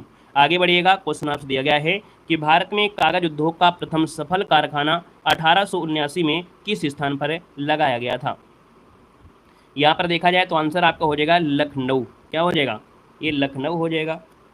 इसमें भी गड़बड़ है ना, इस क्वेश्चन में भी गड़बड़ी लग रही है कि 1879 या 1870 के आसपास जो कागज उद्योग का पहला कारखाना लखनऊ नहीं होगा। भाई किताब में सुधार करिए भाई, है ना। ये यहाँ पर नहीं है, ये हुगली के पास था, है ना, हुगली के पास था। और हुगली जो कि आपकी पश्चिम बंगाल, है ना, पश्चिम बंगाल में होगा। तो लखनऊ आपका नहीं होगा, ना ही तो बालीगंज होगा। अब यहाँ पर सीरामऊ दिया है और आपका कौन दिया गया है, टीटागढ़ दिया गया है। अब इनमें से कौन सा ऑप्शन बनेगा ये आपको बताना है, जल्दी से बताइएगा। चलिए भारत में पहला अखबारी कारखाना नेपानगर में था, है ना। और हुगली नदी में बालीनगर है, बालीनगर होगा 1870। हाँ बालीगंज या बालीनगर इसे बोल देते हैं, बाली नामक स्थान पर आपका लगा था, ठीक है। भारत में कागज उद्योग का प्रथम सफल कारखाना, मतलब एक प्रकार से इसको हम आधुनिक कारखाना भी कह सकते हैं। और ये जो आपका लगा था वो आपके बालीगंज में। इस क्वेश्चन में भी आप गोला लगा लीजिएगा, थोड़ा और अच्छे से देखना पड़ेगा। बाकी लखनऊ तो आपका है नहीं है, क्योंकि आंसर की में क्या दिया गया है, यहाँ पर आपका लखनऊ दिया गया है, तो उसको आपको सही करना पड़ेगा। लखनऊ आपका नहीं है ना। यहाँ पर आपको डी लगाना है बालीगंज। बाकी एक बार फिर भी इसको आप लोग दे सकते हैं, ठीक है ना, क्लियर है। चलिए, नहीं 2-4 क्वेश्चन हो जाते हैं जब टाइपिंग वाला होता है ना, वो ABCD के चक्कर में इधर उधर गड़बड़ कर देता है, ठीक है। वो जब टाइपिंग वाले होते हैं वो गड़बड़ कर देते हैं, बाकी सब कुछ सही होता है। आगे बढ़े, देखो हम इसीलिए आपको सही करा रहे हैं कि जो गड़बड़ है वो आपको जरूर यहाँ पर पता चल जाएगा। कह रहा है भारत में प्रथम उर्वरक संयंत्र 1906 में, यहाँ पर कह रहा है कि कहाँ पर स्थापित किया गया था। चलिए, कह रहे हैं 140 नंबर झारखंड, कहाँ पर आ गए, अच्छा 140 नंबर में आ गए, हम सोचे आप पीछे पड़े हैं। भारत में प्रथम उर्वरक संयंत्र वर्ष 1906 में कहाँ पर स्थापित किया गया था? 140 नंबर का ऑप्शन देना है और 140 नंबर की अगर बात करते हैं तो आपका आंसर इनमें से क्या हो जाएगा? चलिए देखिए, भारत में उर्वरक की जो शुरुआत हुई थी 1906 में, वो आपकी हुई थी आपके कहाँ पर? रानीपेट में हुई थी। इसका आंसर आपका सही है। रानीपेट की बात करते हैं तो रानीपेट कहाँ पड़ता है? आपके तमिलनाडु में पड़ता है। कहाँ पर? आपके तमिलनाडु में पड़ता है। लेकिन अगर आपसे ये पूछे कि आज़ाद भारत का पहला उर्वरक कारखाना, है ना, आज़ाद भारत का पहला उर्वरक कारखाना पूछे, तब आपको झारखंड का सिंदरी बताना है। क्या? झारखंड का सिंदरी जिन्होंने दिया है, बहुत अच्छी प्रयास किया है, लेकिन याद रखिए कि सिंदरी जब लगाते हैं अर्थात झारखंड तब लगाते हैं जब आज़ाद भारत का पहला उर्वरक कारखाने की बात करता है ना। तो आप कहेंगे सर ये 1906 की बात है और 1906 की बात है तो रानीपेट आपका होगा, याद रखिएगा, दोनों चीज़ रट लीजिएगा, ठीक है ना। आगे बढ़िएगा, क्वेश्चन आपसे दिया गया है और आपसे कह रहा है क्वेश्चन है कि भारत का प्रथम जूट कारखाना जॉर्ज ऑकलैंड ने कब स्थापित किया था? भारत का प्रथम जूट कारखाना जॉर्ज ऑकलैंड ने कब स्थापित किया था, ये आपसे कह रहा है। तो जवाब हो जाएगा 1855 में, ठीक है। 1855 एक बंगाली फाइनेंसर आपके थे, उन्हीं के सहयोग से ये मिलकर यहाँ पर किया था। तो इसका आंसर आपका बनेगा डी नंबर। आगे बढ़िएगा, क्वेश्चन आपसे दिया गया है और कह रहा है झारखंड में Tata iron and steel company की स्थापना कब हुई थी? तो यहाँ पर देखा जाए तो 1907 ईस्वी में हुई थी। 1907 में जमशेदपुर में ये कारखाना आपका है ना, टिस्को के नाम से जानते हैं। यहाँ पर आगे बढ़ते हैं, क्वेश्चन दिया गया है, कह रहा है कि भारत में वायु परिवहन का राष्ट्रीयकरण कब किया गया था? भारत में वायु परिवहन का राष्ट्रीयकरण कब किया गया था? 1953 को किया गया था, 1 अगस्त 1953 को किया गया था, है ना। देश में जो वायु मार्ग है ना, उनके संचालन की जिम्मेदारी अपने हाथ में यहाँ पर लिया था। यहाँ पर देखा जाए तो आपके राष्ट्रीयकरण के बाद 2 निगम का गठन हुआ। एक तो घरेलू सेवा के लिए जो इंडियन एयरलाइंस था और एक अंतर्राष्ट्रीय सेवा के लिए एयर इंडिया इंटरनेशनल कॉर्पोरेशन चलाए गए थे। आगे बढ़िएगा, क्वेश्चन आपसे दिया गया है, कह रहा है कि उत्तर दक्षिण और पूर्व पश्चिम गलियारा एक दूसरे को किस स्थान पर काटते हैं? ये जो गलियारा है वो आपके झांसी में काटते हैं, ये तो आपको यूपी जीके में भी आपको पढ़ाया गया होगा, है ना। यहाँ पर आगे बढ़ते हैं, क्वेश्चन दिया गया है और आपसे कह रहा है कि कांडला बंदरगाह स्थित है। कांडला बंदरगाह कहाँ पर है? बंगाल की खाड़ी में, कच्छ का रण में है, यहाँ पर खंभात की खाड़ी है या कच्छ की खाड़ी है? चलिए बताइएगा आपका आंसर क्या हो जाएगा, इसका आंसर देने का। चलो भाई, क्वेश्चन नंबर आपके 145 है और इसका आंसर आपका होगा क्या? चलिए, कांडला बंदरगाह जो आपका है वो आपके है किस में से? तो अभी तक देखा जाए तो जवाब किसी का सही नहीं आया है, ना तो ऑप्शन ए है, ना तो ऑप्शन बी है, ना तो ऑप्शन सी है। याद रखिए इसका राइट आंसर हो जाए आपका कच्छ की खाड़ी में। क्या बोलेंगे? यहाँ पर आप कहेंगे सर जो कांडला बंदरगाह है वो कच्छ के, जो गुजरात का कच्छ है ना, वहाँ पर जिले में है और यह कच्छ की खाड़ी पर स्थित आपका है, याद रखिएगा, जिसे दीनदयाल बंदरगाह के नाम से भी जाना जाता है। तो आपका आंसर क्या बनेगा? यहाँ पर डी नंबर है, राइट हो जाएगा। और यह एक जोरी बंदरगाह है। क्या है? तो आप कहेंगे सर यह एक जोरी बंदरगाह है ना, तो आपका आंसर क्या हो गया? यहाँ पर डी नंबर है, राइट हो जाएगा, याद रखिएगा, ठीक है ना। क्लियर है? देखो जो कांडला बंदरगाह है पूरे भारत और एशिया का पहला खास आर्थिक क्षेत्र बंदरगाह इसे कहते हैं। यहाँ पर आगे बढ़ते हैं, क्वेश्चन आपसे दिया गया है, कह रहा है कि भारत की स्वर्णिम चतुर्भुज योजना किन शहरों को जोड़ती है? यहाँ पर 146 नंबर दिया है और 146 की बात करते हैं तो आप कहेंगे सर देखिए आपका जो भारत है, इन भारत में से जैसे दिल्ली है, मुंबई है, चेन्नई है, कोलकाता है, ये स्वर्णिम चतुर्भुज योजना है। तो आपका आंसर क्या बनेगा? ए नंबर यहाँ पर है, राइट हो जाएगा। 4 शहरों को जोड़ती है और ये भारत की सबसे बड़ी राजमार्ग क्या है? परियोजना है, जिसकी लंबाई यहाँ पर 5846 किलोमीटर आपकी है, याद रखिएगा। दुनिया की 5वीं सबसे लंबी राजमार्गीय परियोजना है। यहाँ पर आगे बढ़ते हैं, क्वेश्चन आपसे दिया गया है, कह रहा है कि प्रधानमंत्री ग्राम सड़क योजना का प्रारंभ कब हुआ था? ये लेखपाल वालों के लिए बहुत आपका IMP है। PMGSY का जो प्रारंभ हुआ था ये कब हुआ था? तो ऑप्शन नंबर क्या बनेगा? सन 2000 में हुआ था। 25 दिसंबर सन 2000 को ये स्थापना हुई थी, याद रखिएगा। आगे बढ़िएगा, क्वेश्चन आपसे दिया गया है, कह रहा है कि भारतमाला परियोजना संबंधित है। भारतमाला परियोजना संबंधित है ये राजमार्ग के विकास से, है ना। जो आपका राजमार्ग है या सड़क मार्ग हो गया, राजमार्ग है, इनके विकास से संबंधित ये परियोजना है ना। ये जो आपकी भारतमाला परियोजना है आपकी, याद रखिएगा। आगे बढ़िएगा। क्वेश्चन आपसे अगला पूछा गया है कि सूची फर्स्ट को सूची सेकंड से यहाँ पर सुमेलित करना है। आपके सामने एनटीपीसी से रिलेटेड आपका क्वेश्चन आपके सामने आ गया है। अब आपको बताना है 149 नंबर में कि भैया कौन सा आंसर आपका सही हो सकता है। कि आप बिना ऑप्शन के आप लोग जवाब दे सकते हैं, और दे सकते हैं तो जल्दी से एक बार कमेंट करेंगे, है ना, क्योंकि अभी आपको ये पढ़ना भी है। चलिए अभी आपको ये पढ़ना भी है, बाकी इसका जवाब आप लोग दीजिएगा जल्दी से, यहाँ पर आंसर क्या बनेगा। चलिए ऑप्शन का देखना है तो आप ऑप्शन दे सकते हैं, है ना, आपको ऑप्शन यहाँ पर आपको मिल जाएंगे। और बड़ा करना कहो तो और उसको और भी बड़ा यहाँ पर कर देंगे। तो चलिए अब आपको बताना है, चलिए बताइए जल्दी से। उत्तर पश्चिम रेलवे, उत्तर पश्चिम रेलवे मतलब यहाँ पर देखा जाए तो आप कहेंगे सर ये उत्तर है ना, और ये पश्चिम है, तो उत्तर पश्चिम रेलवे है। तो आप कहेंगे सर ये कहाँ जाता है, तो ये कहाँ पर जाएगा, जयपुर में जाएगा, ठीक है ना। दक्षिण पूर्व रेलवे दिया गया है, तो दक्षिण, है ना, और पूर्व रेलवे दिया गया है, अर्थात यहाँ की बात कह रहा है। इसका मतलब आपका हो जाएगा ये कोलकाता में जाएगा। अगर बात करें उत्तरी आपका कौन सा है, तो उत्तरी आपका हो जाएगा कौन, तो यहाँ पर आपका नई दिल्ली हो जाएगा। और अगर पश्चिमी रेलवे की बात करते हैं तो पश्चिमी रेलवे बचा हुआ जो आपका है मुंबई, है ना, ये आपका हो जाएगा जो कि चर्च गेट वाला है। तो आप कहेंगे सर यहाँ पर आंसर आपका सी वाला राइट हो जाएगा, ठीक है ना। क्लियर है, वीडियो को लाइक कर दीजिएगा भाई, जितने लोग यहाँ पर जुड़े हैं वीडियो को लाइक सर जरूर कर दीजिएगा। यहाँ पर आगे बढ़िएगा, क्वेश्चन दिया गया है, कह रहा है कि राष्ट्रीय राजमार्ग संख्या 2 का विस्तार बताइएगा। तो ये सादिया से धुबरी, है ना, सादिया से धुबरी है। असम का जो डिब्रूगढ़ है ना, और मिजोरम का जो आपका तुपई गांव पड़ता है, वहाँ से आपका है। तो आप हाईवे दूसरा नंबर का आपके भारत का है, याद रखिएगा। पहला तो आप लोग जानते हैं जो कि आपके इलाहाबाद, है ना, और आपके कौन है, आपके कोलकाता का हल्दिया है। आगे बढ़िएगा, क्वेश्चन दिया गया है, कह रहा है कि भारत की प्रथम रेलवे लाइन कब और किन स्थानों के मध्य चली थी। चलिए भारत की जो प्रथम रेलवे लाइन है ना, कब और किन स्थानों के बीच चली थी। आप कहेंगे सर ये 16 अप्रैल को चली थी 1853 को, है ना, बॉम्बे की बोरी बंदर से थाने के बीच आपकी चली थी। यहाँ पर आंसर क्या हो जाएगा, मुंबई से थाने के बीच 1853 में आपकी चली थी। ट्रेन का नाम क्या था, डेक्कन क्वीन था। और इसमें डिब्बे कितने थे, तो आपके 14 डिब्बे थे। सवार कितने सवारी इसमें थे, तो आपके 400 यात्री सफ़र यहाँ पर कर रहे थे। और हमने कहा था कि ये जो ट्रेन आपकी है ना, लॉर्ड डलहौजी ने समर्पित किया था, लॉर्ड डलहौजी के द्वारा हुआ था, याद रखिएगा। 3:30 से स्टार्ट हुई थी, बोरी बंदर से रवाना हुई थी, शाम को 4:45 थाने आपकी पहुंची थी, याद रखिएगा, ठीक है ना। और आगे बढ़िएगा, क्वेश्चन दिया गया है और आपसे कह रहा है कि भारत की सबसे लंबी सड़क परिवहन सुरंग कौन सी है। सड़क परिवहन आपकी चेनानी नसारी हो जाएगी, याद रखिएगा। सड़क परिवहन दिया गया है, रेल मार्ग नहीं दिया है, रेल मार्ग नहीं है, ये सड़क परिवहन है, ऑप्शन ए बनेगा। नेक्स्ट क्वेश्चन यहाँ पर दिया गया है और आपसे कह रहा है कि चौधरी चरण सिंह अंतर्राष्ट्रीय हवाई अड्डा कहाँ पर स्थित है।